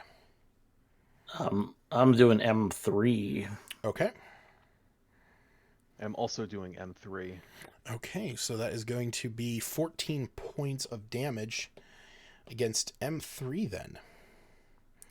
All right, if everyone would like to roll initiative, Stacy or Willow, Tor, and Osprey.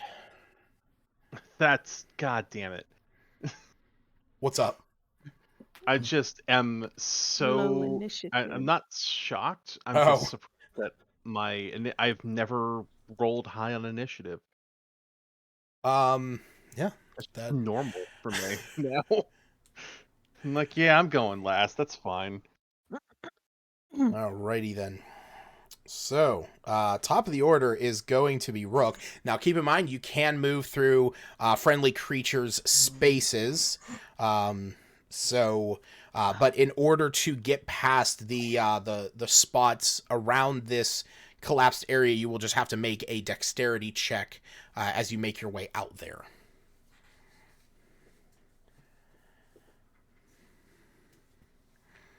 Okay. Tor. Do me a favor, buddy. Tor, make me a dex save.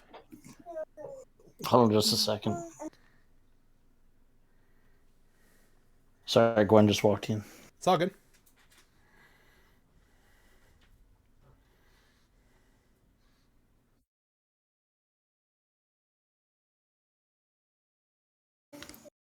Okay. You said dex save? Yes.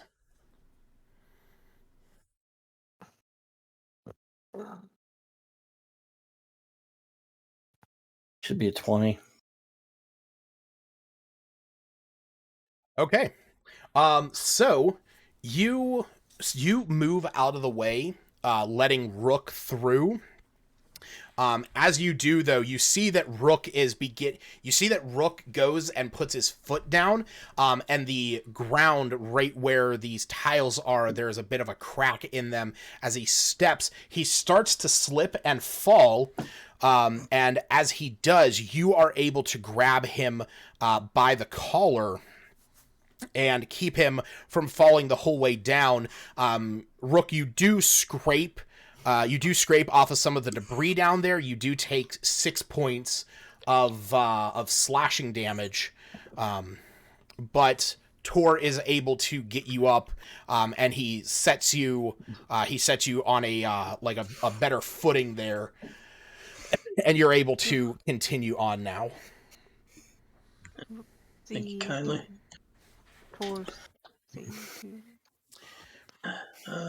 Honestly, not sure that we want to move to. Oh, actually, why does it say 10? Why does what say 10? Oh, because you've already moved 10 feet. Right. Because you went from here Okay. I to started 5 there. to 10. Okay. Yep. Makes sense. As you round that corner, you see another one of these creatures. Very similar in, the fungal, the decay and whatnot. But this one you can see that it has kind of elven-esque features. I have to step away for a second. Yep. You see it has like slightly elven-esque features. Ah, this bitch. All right. Well, let's see if we can get this lit up. All right. Dexterity check to try and light the fire. Is this it? I'm going to say that based on, like you tripping and falling, Correct. and then like having to get yourself across there, unfortunately, you are unable to light it trying to hurriedly make this attempt. Do you have anything else you would like to do as your bonus action?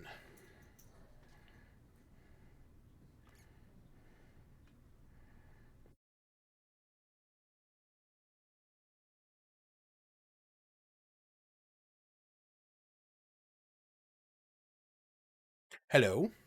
Yeah, he's gonna Oh,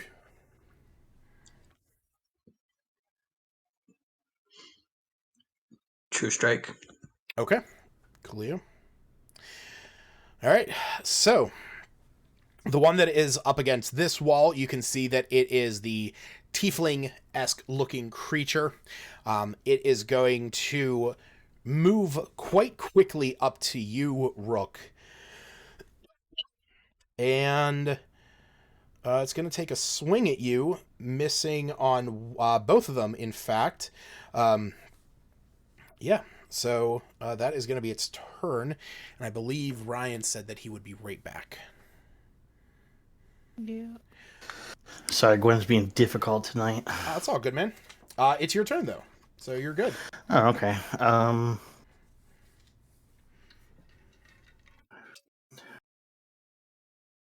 Come on, keep going. Hold on, what is my actual movement? I think it's 40.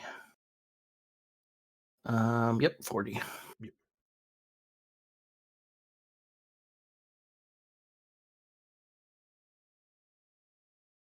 Oh, shit. Yeah, you see another one there. Sure do. All right, go ahead and attack M2. All right.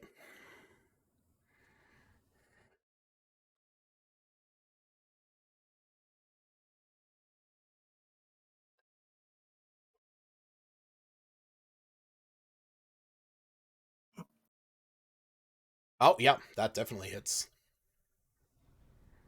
Nice.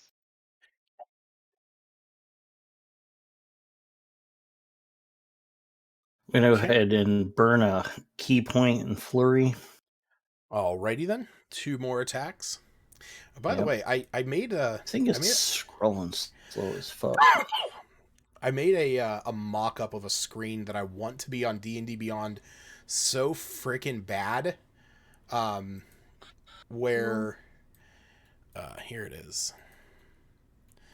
Fuck. Where if like as the DM, if I was on the campaign page where like you guys can go in and like pull up your character, I want there to be a quick view menu like what they have on the cell phone so that I can look at all of your stuff, but also like the ability to view like a mini version of the character sheet on the left.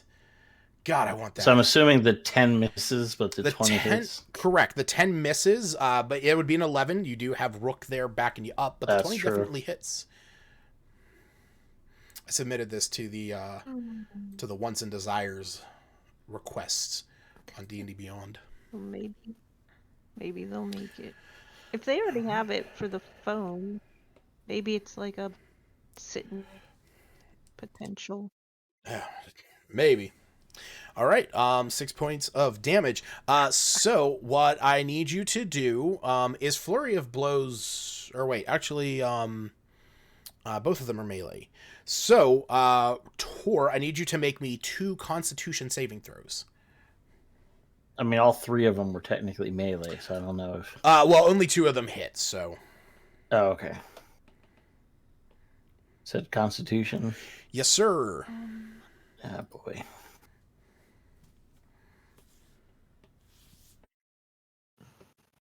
So that's going to be a 16.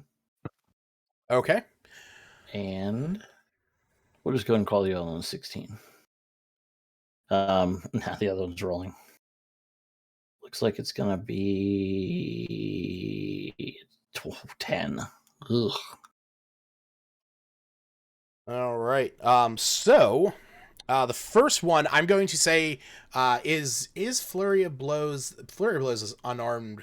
Yes, 2 unarmed. Okay, so this is going to make a little bit more sense. You run up. You're right next to Rook. You saw this this mold zombie come up and try to attack him, missing both times. You run up. You take your great club, bash this thing in the head, and then very quickly go to take 2 strikes. Your one misses, but the other one you catch this thing in the gut. But as soon as you do, you feel this almost like stinging. The stinging sensation on your knuckles as you pull it back, and you can see some of this black mold has stuck to your knuckles, and you're going to take 4 points of necrotic damage.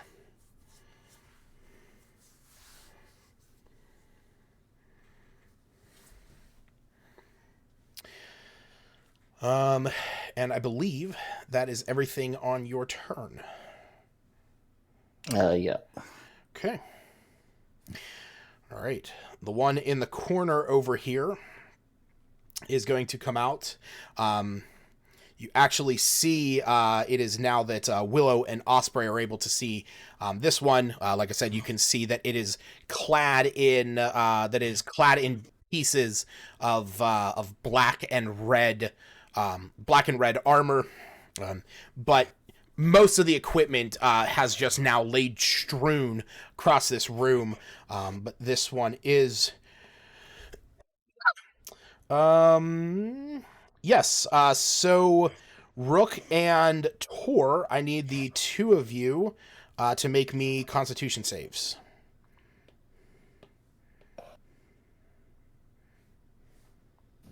Oh. Oh no. Does the zombie have to make a con save as well? Or is it just not I care? know. No, it does. It also does, yeah. Zombies aren't friendly to each other. All right. Hey, what is shove? By the way, shove is an action that you can take where I believe you make an athletics check, contest it against their athletics or acrobatics, and if you succeed, you push them back 5 feet.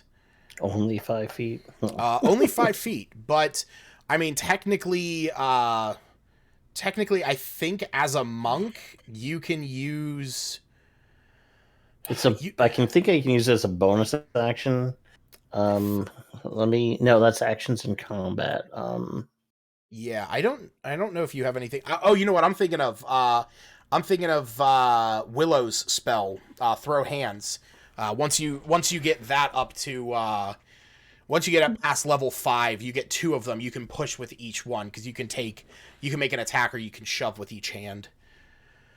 But I actually don't know because I know that shove is Actually, yeah, no. If you're able to make multiple attacks with the attack action, it replaces one of them. So if you have multiple attacks, I just don't think Flurry of Blows really goes into that because those are like very specifically you can make an unarmed strike. But in time. Okay, so believe it was only Tor that succeeded. Yes. So, Tor and so Rook is going to take 10 points of necrotic damage. Tor, you are going to take 5. Do not. The other zombie has failed, so it is going to take the 10 as well. I also need to roll a d6. Cool. Willow. Yeah. So I'm still on the other side of this door. Yes. But I can still see M3. Does M3 seem to be the least affected? Has anyone attacked it? M3 has been attacked. Actually, that was the one that as soon as Osprey and Tor went in there, Oh, Tor threw a boomerang. Osprey shot it with her shotgun. It is in fact M1, the one that is still wearing a little bit more armor than the others. It has not taken as much. It hasn't taken anything, in fact. okay. I'm gonna do my witch bolt. Or at Which least bolt? freaking try to. That one. Yeah. I love that joke. I almost laughed. Just All got right. stuck. Go ahead and roll for your attack.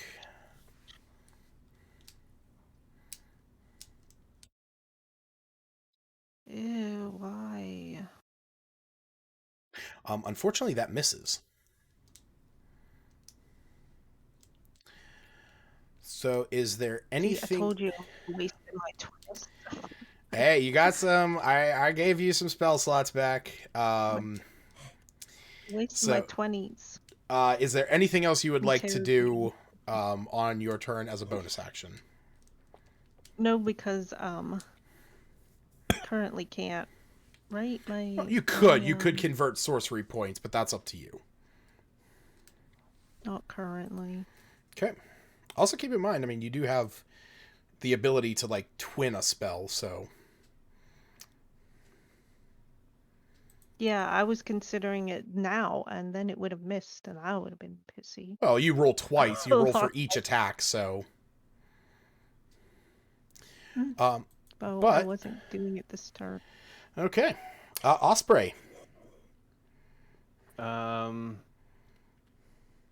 You can Well. tell that the one that has come out around this corner, just from the armor, you can tell that this was the cleric of, or the worshiper of Cyric, as she has the symbol of Cyric on her cloak. All right. I'm trying to find the fucking distance on this ability. What ability? I'm trying to find the range on turn on dead. Turn undead is going to be 30 feet. No, yes. Yes, all undead creatures within 30 feet. All right.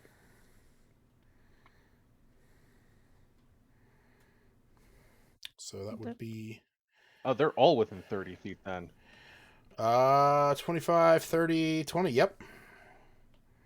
All right. We'll cast turn on dead. Okie dokie. I believe. Yeah. Must make a wisdom save. Okay. So M3 has disadvantage on that M3. Why? because You I got shot him shot. with my Oh, that's right. You did. Okay. And is this against your? What is this? What is the save? That is a great goddamn question. I believe it's Like just your spell 25 or something. save. No, it would be 13. It would be, yeah, because it would be your spell save. Okay.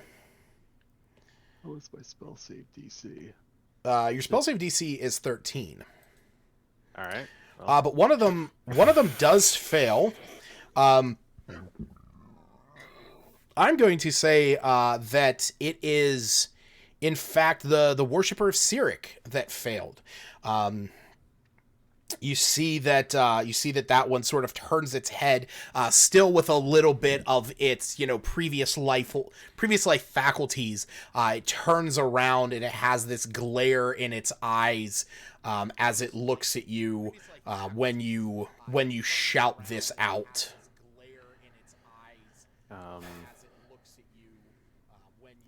okay. All right. So yeah, is that everything on your turn? I only ask again because I only saw you have 3 rolls here. Did you roll twice for M3? Oh, sorry. No, oh shit. I guess that's right. So my bad. You said it, and I completely forgot about it. Okay, so actually, yeah, no, that one does fail as well. Right. So yeah, so we'll say that yeah, so that'll be M3 that failed and M1 that failed. So M2 is still good. All right. Well, I'm going. That was my action. I'm now gonna move. So if I move this way, do I have to roll, or No, am I you've already rolled your dexterity check, so you're fine. No, you've already rolled your archery? dexterity check, so you're fine. I know it says 15, but I did not run across the pit. No. Yeah, no, it's no, I get you. Yeah, you here we go. Yeah, bada bing, bada boom. So it's all good. All right. That will be my turn. Okie dokie. So, up next is going to be this guy. He sees you running towards him. And being that he is turn, I believe he can only use his turn to get away from you as much as it can. And it is going to run up into this corner. Rook, it is your turn. All right, let's get this lit. Yeah, get lit. Nope. Not lit. No. The spores on this creature in front of you, as Tor punched it, you saw this like cloud almost come out of it that you as you're looking down at your hand as you're trying to strike this, you can see the black rash on your arm beginning to grow ever further up your arm and down your fingers. Which it is this creature's turn.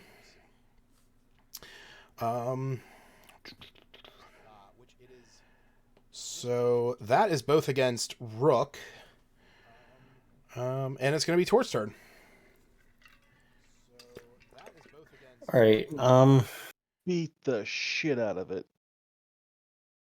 Yeah, I'm gonna attack M2. Okay.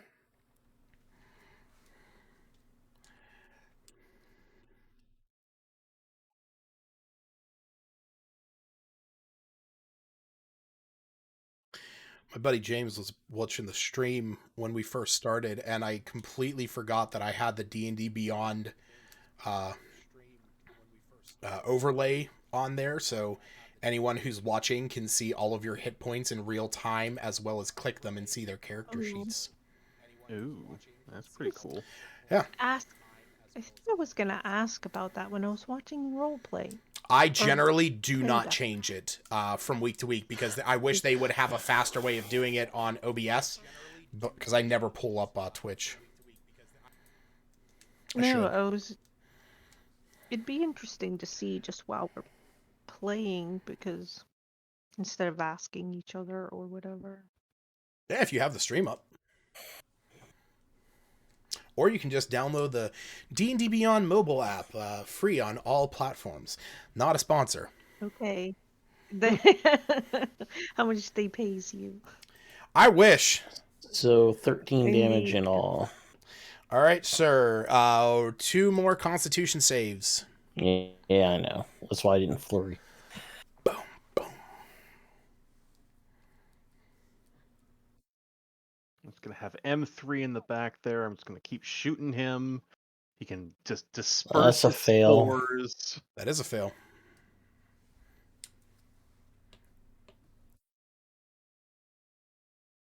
And that's probably a fail too. You are going to take 7 points of necrotic damage.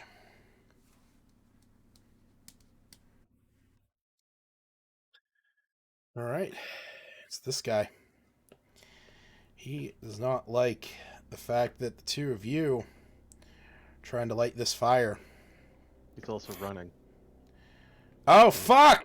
He is! Yeah. Ah, crap. I have to look something up now. I actually have to look this up now. Each creature that can see. No. This guy just wants to ignore your turns, man. I know. Fuck! It can only. Yeah, okay, that's what I thought. All right. Yep. Ah, shit. Okay, Tor, you're gonna get an opportunity attack. I don't know if I want to take it. I know. I just like throw my hands up and just let him run by. That does hit. Rook. Sorry, that was disadvantage there. So, but yeah, 14. Yep. So Eldritch Blast hits him. Cool. Go ahead and roll your damage. Tor, go ahead and roll if you want to make an attack. No, I don't think I want more necrotic damage. Okay. Still, 1 point of 1 point of force damage. But hey, you technically damaged all of them at least once now. All right. So yeah, Willow. Yeah, between trying to light this and holding up my shield from all of the attacks that M2's sending my way, I just look over and like flick a finger in that direction. You have your sends a bolt of energy past and wings it. You have your shield up. You're holding the striking rod like at an awkward angle, and that's one of the big problems. You just see that thing going. You're like,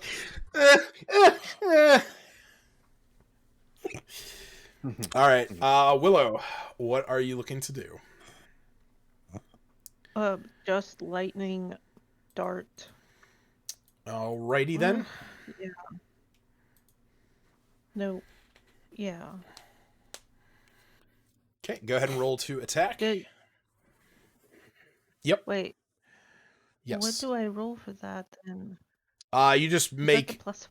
It's a +5. Yeah, it's the same. You can roll. You can click Firebolt or because that's the one that I tried getting to work right and it still doesn't. Yeah. But it's just a +5, so you can roll Firebolt or throw hands. It doesn't matter. Then I'm gonna do Firebolt. Then I keep thinking.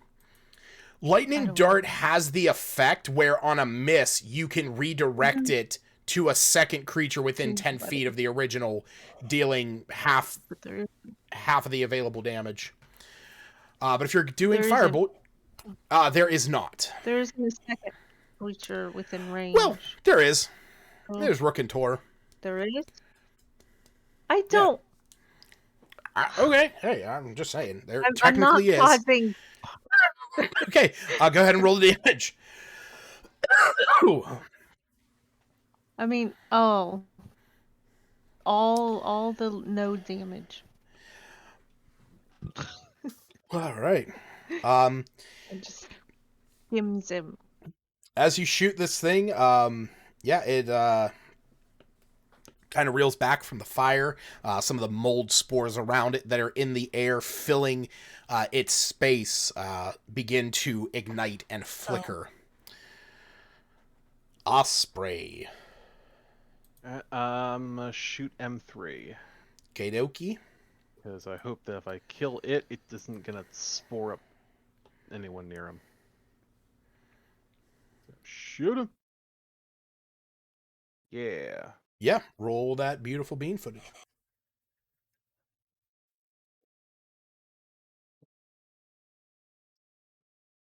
All right. So 15. Nice 15 points of damage. Still not bloodied, but still fucking terrified. Good. Good.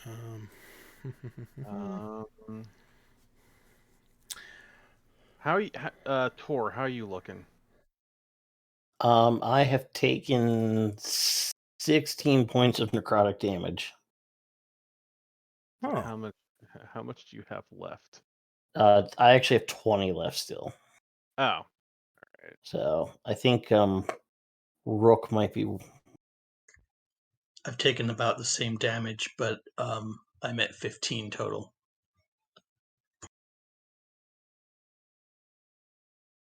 Right.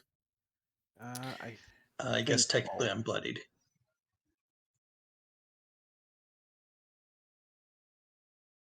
Casting a spell there, Osprey.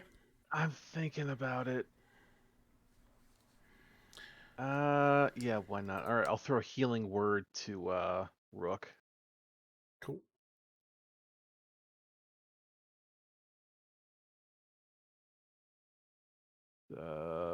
Four hit points back. It's not great, but That's what I can do. Keeps me up another round trying to light this. It's worth it.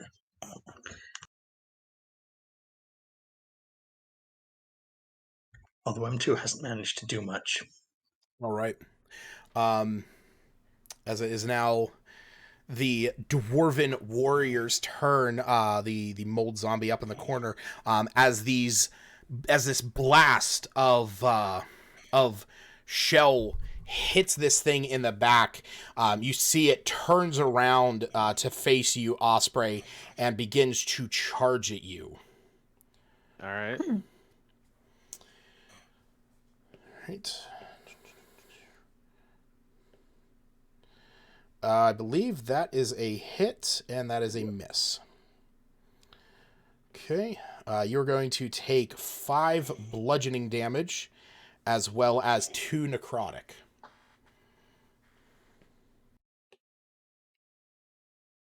All right. All right. Rook. Trying again. Do or do not. That Oh, one should do it. yeah. Taking this moment, seeing, you actually notice that as this mold zombie is running down towards Osprey, taking wild swings at her, you see this one up in the corner has turned back to face you all as well. Which technically I only realized after the fact that the moment you hit that thing with your Eldritch Blast, it should have stopped, because as soon as a creature takes damage once turned, it is no longer turned.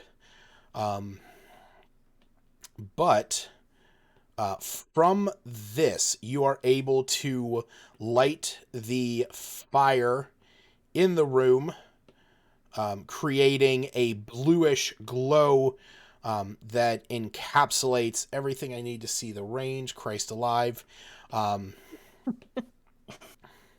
And again, much like the last few times that you've done this, this room is now filled with radiant blue flames that is starting to lick up the walls and up to the ceiling. And as soon as you do this, you hear mechanisms beginning to whir in the walls to the north, as you see this lever on the wall that was pulled down, that it raises, it clinks up into position, and you hear this grinding sound come from within these walls over here.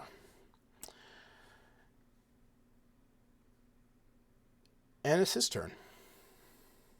Unless you have a bonus action.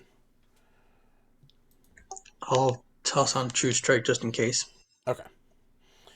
Yeah. Okay. Cool. And actually, I'm going to move Okay. just to there, make it a little bit harder for the necrotic cones to catch two of us. Gotcha. Alrighty then. So that is, both of those are going to hit you, Rook. You are going to take 14 points of bludgeoning, as well as 11 points of necrotic. Oh my god. All right, so I'm down. Okay. That's what I was wondering.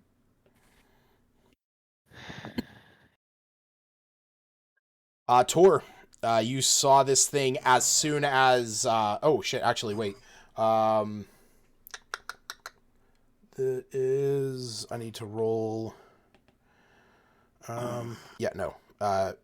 As this thing is doing this, you see that it is standing over top of this flaming pit. Flames are just burning up into its face as it's swiping at Rook as he's shifting around to the other side. As Rook falls, you see the flames are burning into this thing. This thing does not have much life left in it. Okay.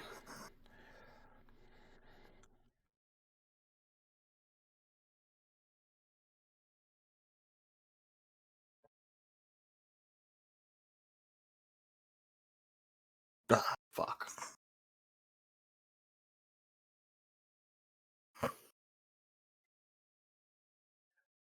Unfortunately, that misses.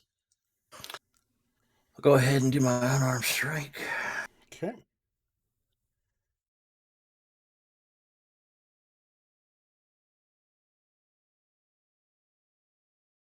That should hit. Yes, go ahead and roll the damage. And then make me a con save. But that mall doesn't burn up. It does, but it's going away right as you are killing this thing. God See what you get Can't here. save to save my life. But you only take 2 points of necrotic damage. All right. Well. Oh, yep, good. Yeah, I was gonna say, well, that's my turn and my bonus. So Alrighty my then. action and my bonus action.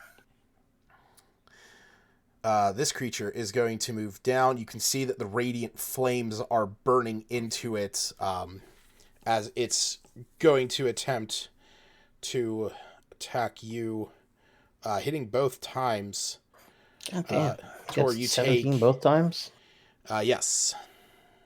Is it not showing my rolls? No, it's showing my rolls. Okay. No, check on them now.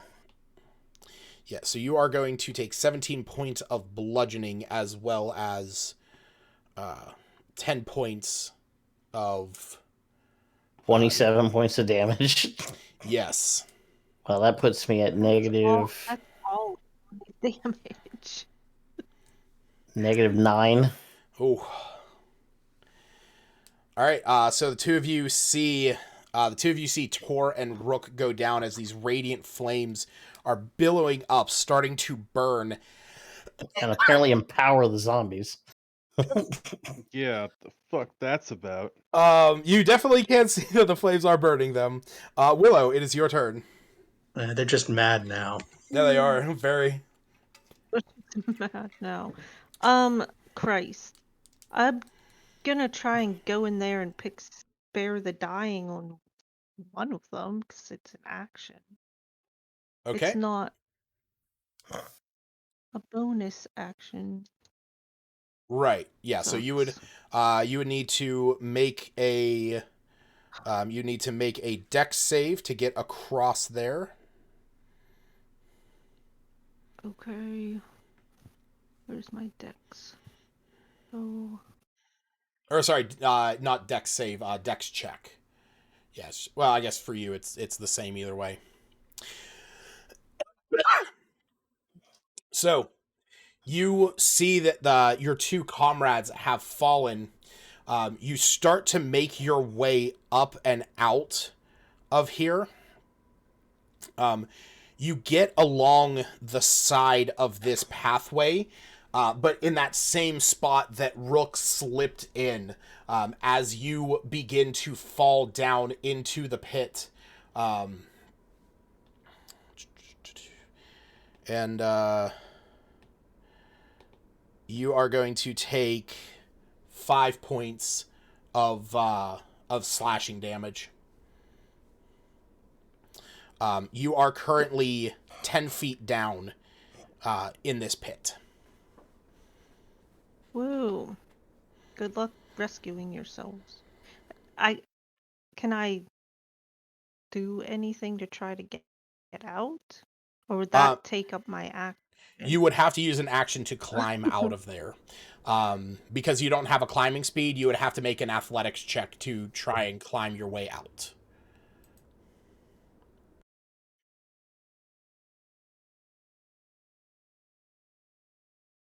Okay, I guess I'm gonna still attempt to get out. Okay. What do I have to roll? You just need to roll an athletics check. We'll say you try and climb out up on the northern side of this.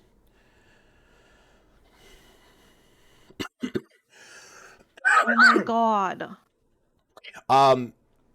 Like you are trying to figure out a place that you can go as you grab up onto a piece of the rock above you. You put your weight into it as you try and pull yourself up, but you just pull this rock straight out down on top of you. It's not impeding you or anything like that, but and you take no extra damage, but you are still down 10 feet in the hole. Osprey. Sorry, guys. I'm in a hole. Oh, fuck hell. All right. Shoot M3. Okay.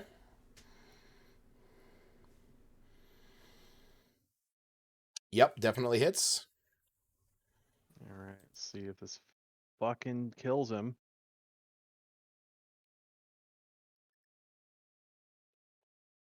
So 15 points of damage. So empowered by the radiant energy coming from the flames, it does not kill him, but you do see that this has done a fair amount of damage against him, as it almost appears as if the buckshot in your shotgun was illuminated in the radiant flame.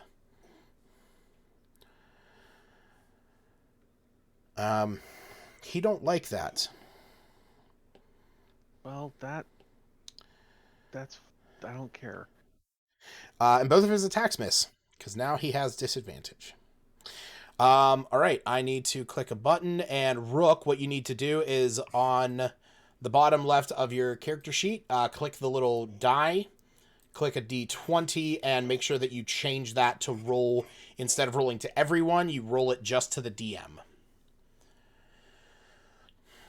Thank you, sir. Go ahead and mark off, and just remember, this goes for everyone. Anything under a 10 is a failure. Anything 10 and above is a success. All right. Tor, I need you to do the same thing.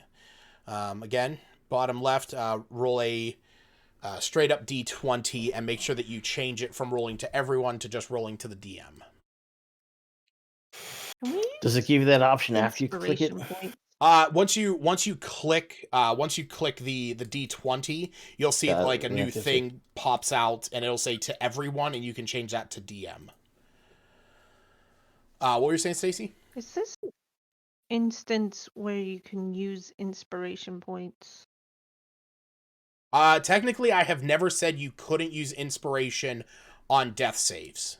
It's the wording of that of my homebrew roll is you can use it on any D20 roll that you make, except if it's damage, because there's no such. I had one of my friends make a comment. They're like, "What if I made a custom homebrew spell that runs a D20 in damage?"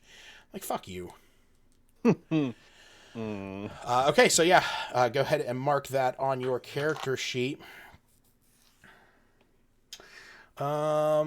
And you see that the one that is here is going to go up to the flames and is going to try and put them out. Oh no. Oh, like a cunt, huh? Why are these zombies so clever? You see that as it does this, it essentially throws itself onto the fire, but in doing so has snuffed out the flames. Ah, shit. Wow.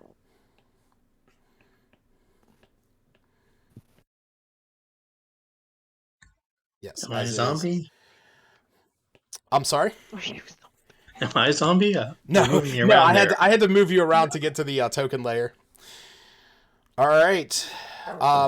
Willow. Oh geez, I came by too Yep. fast because they're nearly dead.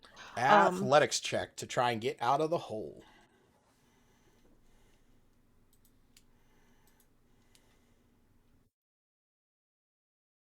Suddenly I know what I'm doing. Yeah, you are able to clamber up out of the hole. That has, I know that only shows you using 5 feet of movement, but you have used 20 because climbing straight up is technically difficult terrain. So. Cool. But that takes up my action, and I don't really have That does. bonus action.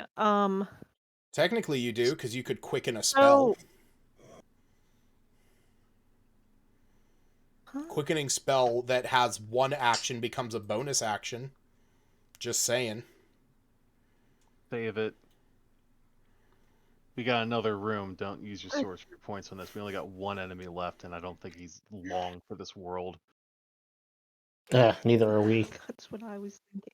I know. I was I wouldn't even know what I would quicken, to be honest. Okay, so is that going to be your turn? No, I was gonna walk up. So there's this zombie body. I can't move it either. That's another action. Yes, that would be interacting with an object. I guess I'll just move closer to these guys. Okay. This zombie's dead though, right? He Yes. died putting out the flame. Yes, his Or body is re-died or whatever. his body is laying atop the brazier of balance. So, and it is not moving anymore, but it will be Osprey's turn. Can I even move that far? You said I moved 20. You would have Just to been get able to move from there. Yeah, you could have moved there. That's here. fine. No, you could have moved there. That's fine. There's only another 10 feet. Yeah. Yeah, but that I thought hits. I moved 15. All right.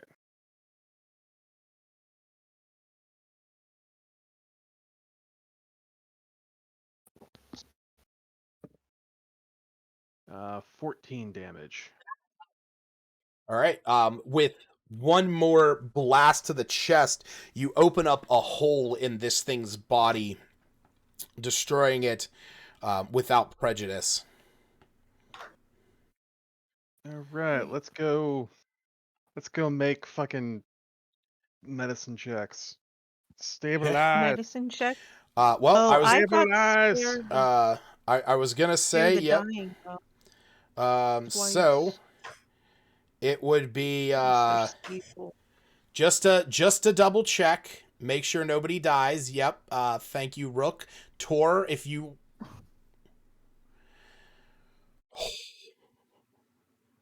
Okay, Tor. I'm rolling it.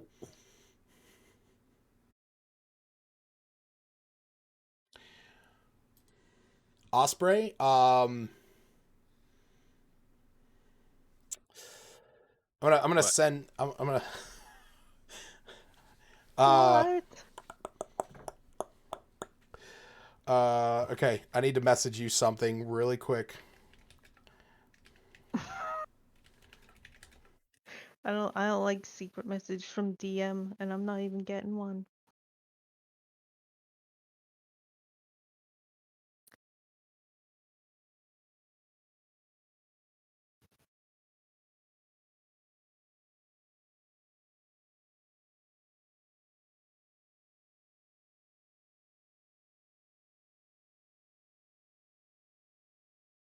It's way too quiet, guys.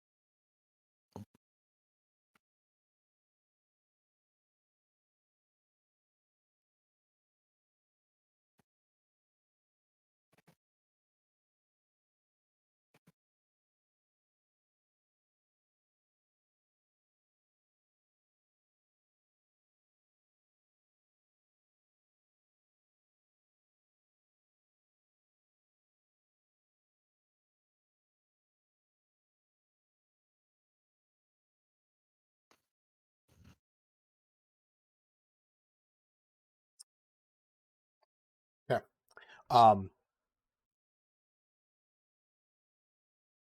Osprey, what would you have done to try and heal Rook?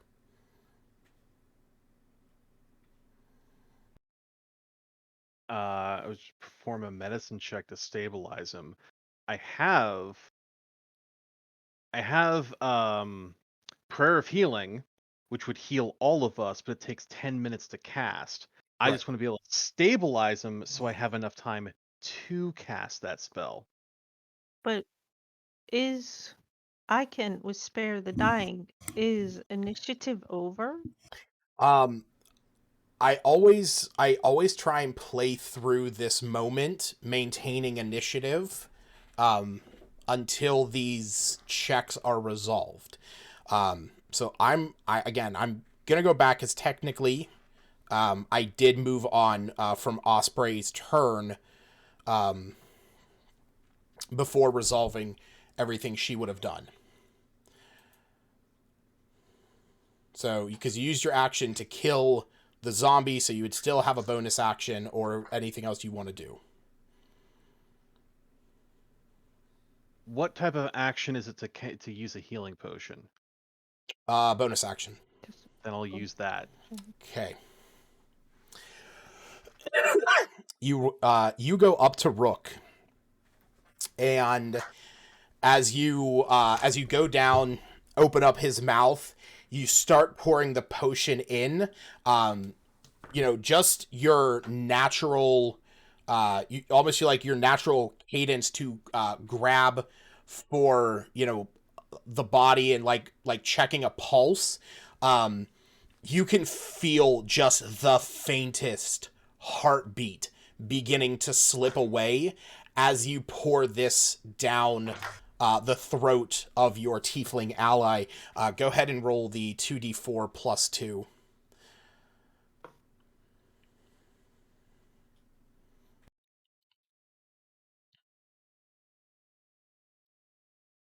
I only realized after I had moved on and told Rook and Tor to roll that I did not allow Osprey to finish up her turn. Tor, or sorry, Rook, you are healed for 4 hit points.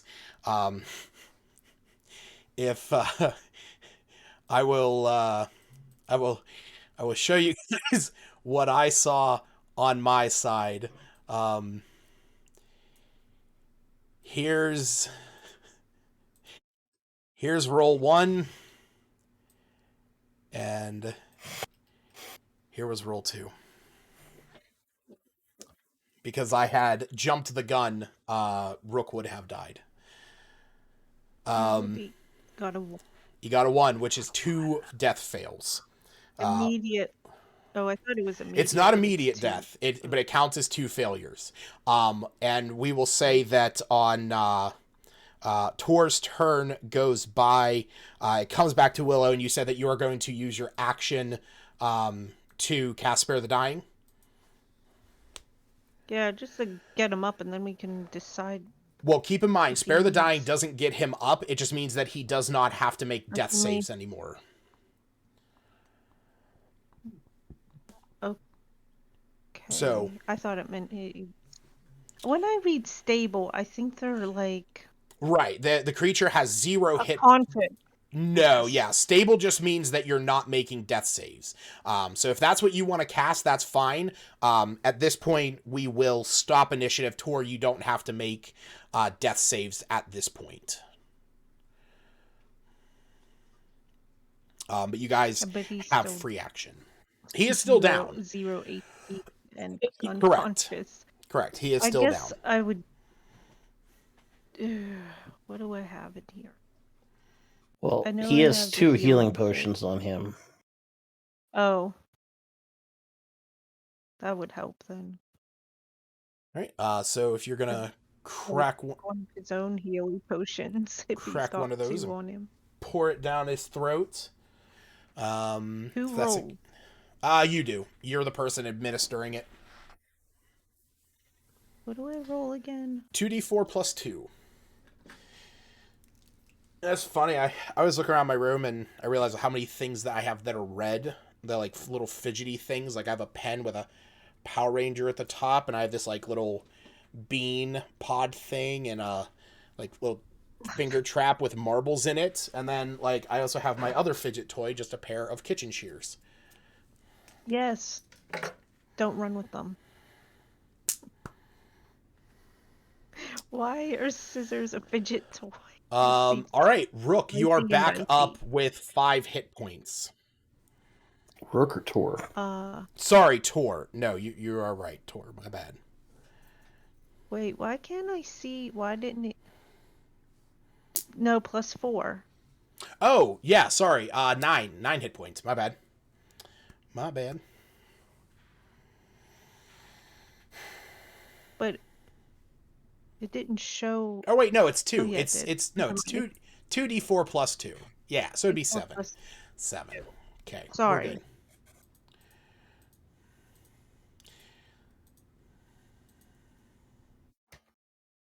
All right. So yeah, like I said, you guys have free action. You're all up at this point. Rook and Tor looking a little worse for wear. Osprey is. What hit me? I meant to put that. A point to the puddle behind you. Yeah, can we get this? We I best get this lit again. Okay. Get that body off the ass. We'll say it just. You out and relight it. Yeah, it just takes you, a few seconds to get that lit. Now that you're not, in the throes of combat. I'm gonna. Is there still a grinding sound? There is no Yeah. longer a grinding sound. There is silence here in the room, other than you guys you guys see from back at the entrance. Agrith has peered around the corner and is slowly starting to edge his way around. As you just see this level of despair and sadness in his eyes at seeing his, albeit undead, but his comrades torn down and killed here. Drink my last healing potion. Yep, I see that. So 7 more. Yeah, 7 more.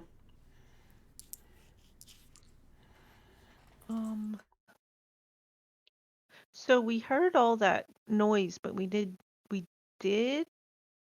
see anything move. I kind of. You did. The main thing that you saw move was that the lever that's to the right of the door has gone from a lowered position and has now raised to an upward position. Oh, but that door at the back didn't change. It did not open position. or anything. No. Okay. What's this? That's a piece the of way the it wall. looks? Okay, I see. Much like One the on the other other side. That's what they call structural support, where you kind of like build triangular pieces out, almost like a joist or a strut on a roof. That is to support the room. When I'm become a construction worker, I'll know.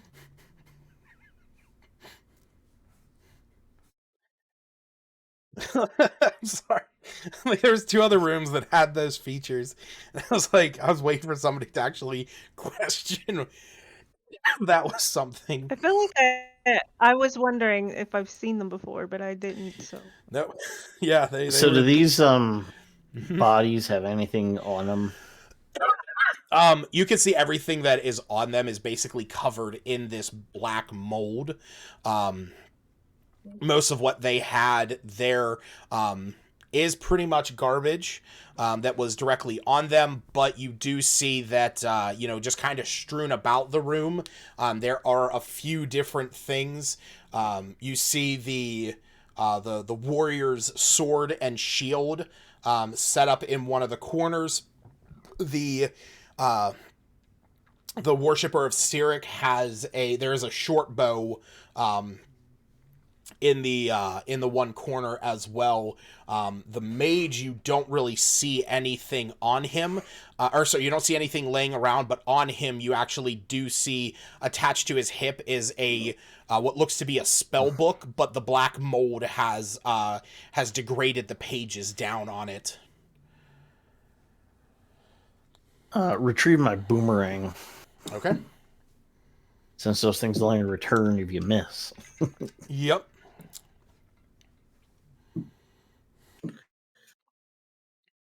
Yeah. Well, seeing as everyone's still hurt, I'm going to go ahead and cast Prayer of Healing. Okay. Mark that off.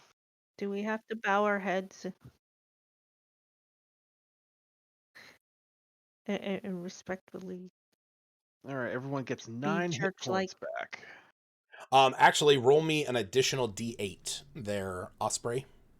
All right. What? Chanting a prayer? So, Hopefully, it's because we're in the braziers. It has something to do with something that you guys have been that you have done up until now. But yeah, you actually get 14. The seals. There you go. Once the seals are all whole, healing spells are amplified. no. So, Yeah. So I will say you So feel that all like the- you kind of feel this energy about this place when you cast this spell, that it feels bolstered, it feels more powerful. well, all right then. So, how's everybody looking? That got me just out of bloodied, Oh, wow.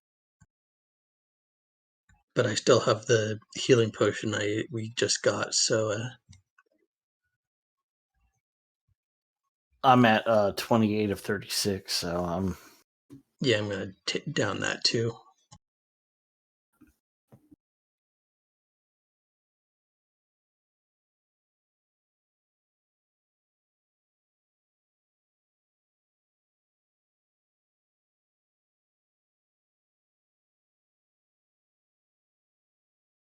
let me go ahead and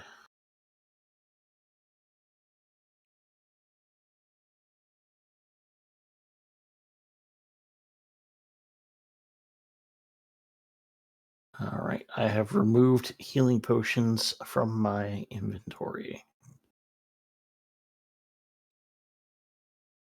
Yeah, I'm good to go unless everything hits like those things did. So something that as you guys spend some time in here, something that you notice about this room now that you actually have a minute, you can see that coming from the cracks and the seal in the door, it almost appears as if the fungal masses on the walls seem thickest around here. They also seem, whereas throughout the rest of the place, it was, had this kind of normal, quote unquote, normal, like, greenish appearance to it. The fungal masses growing on the walls down here have a far blacker appearance. And there is almost like a haze around them. But it does seem to be concentrated near this door. Oh. Seems dangerous.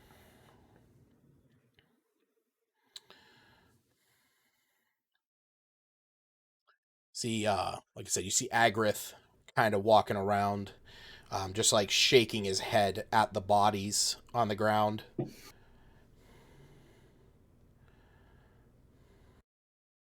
Willow will walk over, try to comfort him. They were He turns around, looks at you, and far gone. yeah, I know. It's kind of what I assumed would have happened. It's been a couple days since I saw them, but I didn't think things were this bad. I just wonder. It's very lucky, it seems, that it's not affected you. You've been here for so long. Yeah. Well, I'm guessing it has something to do with this room. Did maybe. I forgot to ask. He's human Yeah. or some Yeah, he's human, from what it other looks like. race? I mean, I'm not gonna be like, what race are you, buddy? Appearance wise. Not too sure how long we'll have before some of us start turn in if if we aren't as lucky as him and avoiding it. We seem to have got a fair bit of Um, spores on us there. yeah, you two got in the thick of it. At this point, we still never saw anything on Rook. No, you there's nothing on Rook. Cool. Tor was a Our different eyesight's must story just now, but be so bad.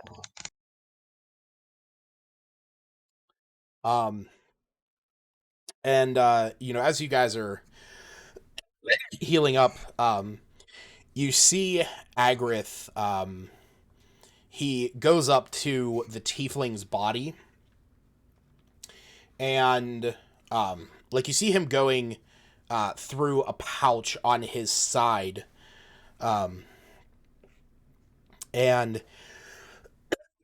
he pulls out a paper. It's covered in mold. Most of it is deteriorated at this point, but you see he picks it up, and he goes, "Oh, I was hoping that he would still have this on him." And he looks over at all of you, and he says, "You guys were asking if I was from the town, right?" He Yes, rubs his that's head. pretty okay. Well, I'll give this to you then. And he'll walk over, being that Tor's right there. He'll hand it to him. And while most of it is, like I said, rotted away, deteriorated away, the note is, you see that this piece of paper, this scroll, is the job listing for this mission that these guys were on. And you can see at the very top that it is the paper stock of the office of Crest Britoke. And on there, you can see bits and pieces of words and sentences, mostly saying, you see a part that says Temple of Kel. A little bit further on, you see where it would be like shures of unknown value, and then a little bit further on, 10% of garnered goods, and then at the very bottom, it is kind of hard to read, but you do see signed at the bottom the last name of Devry. Osprey, I don't suppose some of that mending would help here. Would mending help on this? Because I'll cast it. Mm. I got it. Fix this thing up. Brush that mold off.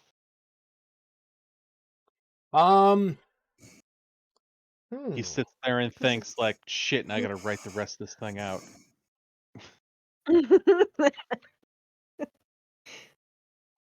I will say that the parts that have deteriorated, that are still there, I will say that it will allow you to read a little bit more.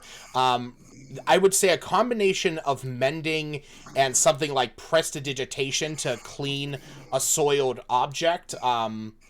That would probably have done it, but I don't believe any of you have prestidigitation. So I will say with mending, though, you do get a little bit more, and it says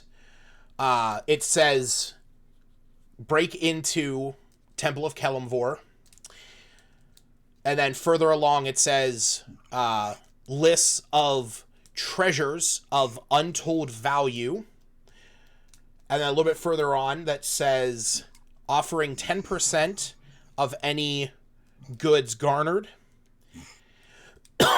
And then a little bit further on, you read to the bottom, and it says you can actually now see the full name at the bottom, Mayor Allard Devry. Somebody's got some explaining to do when we get back to town.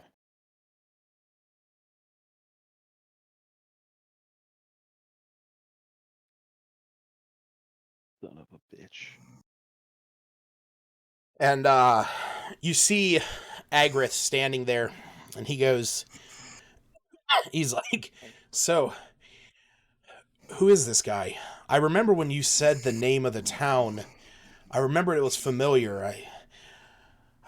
I saw, and he gestures down to the tiefling. I saw when Farcaster had the note, that name sounded familiar, and I knew we weren't far from that town. But I didn't know what it was. What does it say? The mayor. Looks like someone was given a job to come here, loot the place, and then they'll get 10% of the profits of whatever you found in here.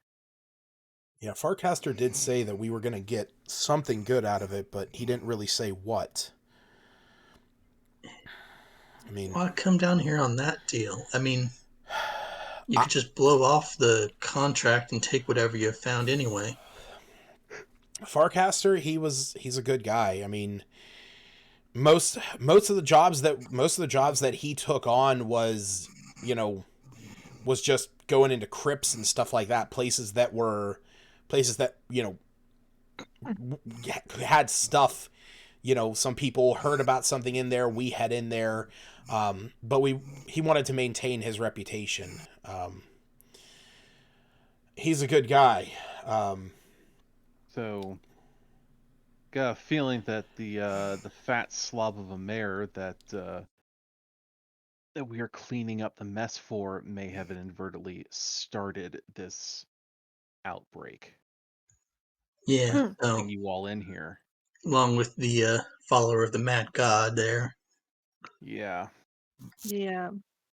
Who knows what Hired the wrong damage. people to do his looting, looks like. Yeah, you have someone come in here defacing a couple religious, basically creating a profane statue, defacing religious artifacts, and looting a crypt in a temple. He had to know nothing good was going to come of that. And you I see don't think he was betting on the desecrating the seals. you see Agrith. He's standing there, I and agree. he goes up. He goes, no, it's true. He said, Calicia, she actually joined us only a few days before we got here. She said that she was also brought on. She took a contract with him, saying that she was going to help us with this. That she knew how to something about those seals, making it easier for us to get down further. Well, that's Like, not true. yeah. Seals weren't for keeping anything out. They were You're for fully keeping it correct. in. Yeah. And whatever that is, turn around and look at that door, is probably through there. Yep. And as the We're not gonna camera get out through the front. and as Osprey says this, the camera sort of over the shoulders of this group, peering over to the door that has this fungal mass, this black mold growing out of it. And I think that's actually a pretty appropriate place to stop for tonight, considering it's 1 a.m. And the next step is the final room. Aw, damn. So that will that battle will take place next session. I got 2 Oh, spell man. slots left. I'm at full HP, and I got a fucking holy So- shotgun. I'm ready. Like tomorrow or Wednesday. Yeah. I mean, What- hey, You can just knock it out tomorrow. I'm not gonna lie. I mean, I only work until 9 tomorrow, so if we're all good, I don't actually have an issue running. I'm always good, but I was kidding. I don't But actually I have an don't issue care. running this tomorrow as well. I don't have anything to do tomorrow, but all the next week is the week of Thanksgiving, and I'm gonna be busy True. with my family. Very true. Ryan and Eric. I'm free tomorrow. free most nights anyway. All right. So it sounds like a game Oh. plan. Sounds like we're gonna be running I was joking. running Didn't episode think that would 7 happen so tomorrow, fast. where you guys will be heading into the final room. And now you guys got an ally. Oh. Oh, yes. He doesn't have a ton of hit NPC points, help- but An exhausted NPC. yes, he doesn't have a ton of hit points, but he is a he does have a stat block. Here's now, I guess. Do we? Well, is he close enough that he would have got 14 more hit points off of that? Well, I He actually was in the room when I cast it. Oh. he was in the room when you cast it. I guess it's your choice if you would have, because it is creatures of your choice. Yeah. So okay, so yeah, so he would also get 13. Yeah. That's right. So Get it. Get healed. Get healed, son. And we need to bring him alive to the mayor so he can. Oh Take man, out now I all want to his summon my rage. steed to ride in the battle. guys, Ride through the door. guys, wait 10 more minutes. Yeah. This is gonna be cool. summon Trust me. summon your steed just to Fucking ride into a room that's 20 feet ahead of you. Oh man. Oh man, that's funny. It's gonna be cool, guys. Trust me. Oh shoot, that's funny. Like the door's only gonna be like, it's only like a fucking 7-foot door, so I have to like get off the horse to go through it and then get back on the horse. Yeah. Gallop 15 feet. Stop hard. Jump off. Actually, that would put him up to his maximum hit points. Oh Yeah. man. Um, Too bad we drank all his health potions. Yeah. Well, I Thanks, gave him buddy. 13 points of healing, so It works out. I love this. I love this one website.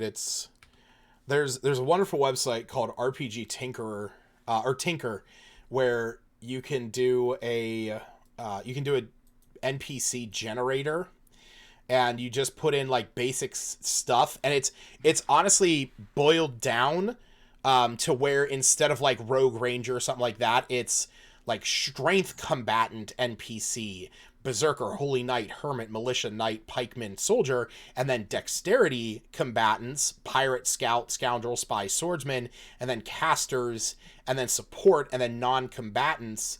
And then you can like go in and do it, and then just build an entire character sheet for somebody. Huh. Can we ask what he is? What is he?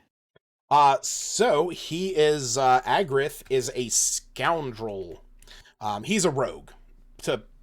He's a rogue with like what I kind of imagined him is there is not a subclass built for rogues like this that is in here, but he's kind of like Artificer meets rogue.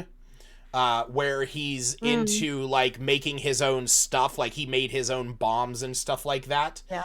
But he is a rogue, which was actually one of the things that he kind of brought up with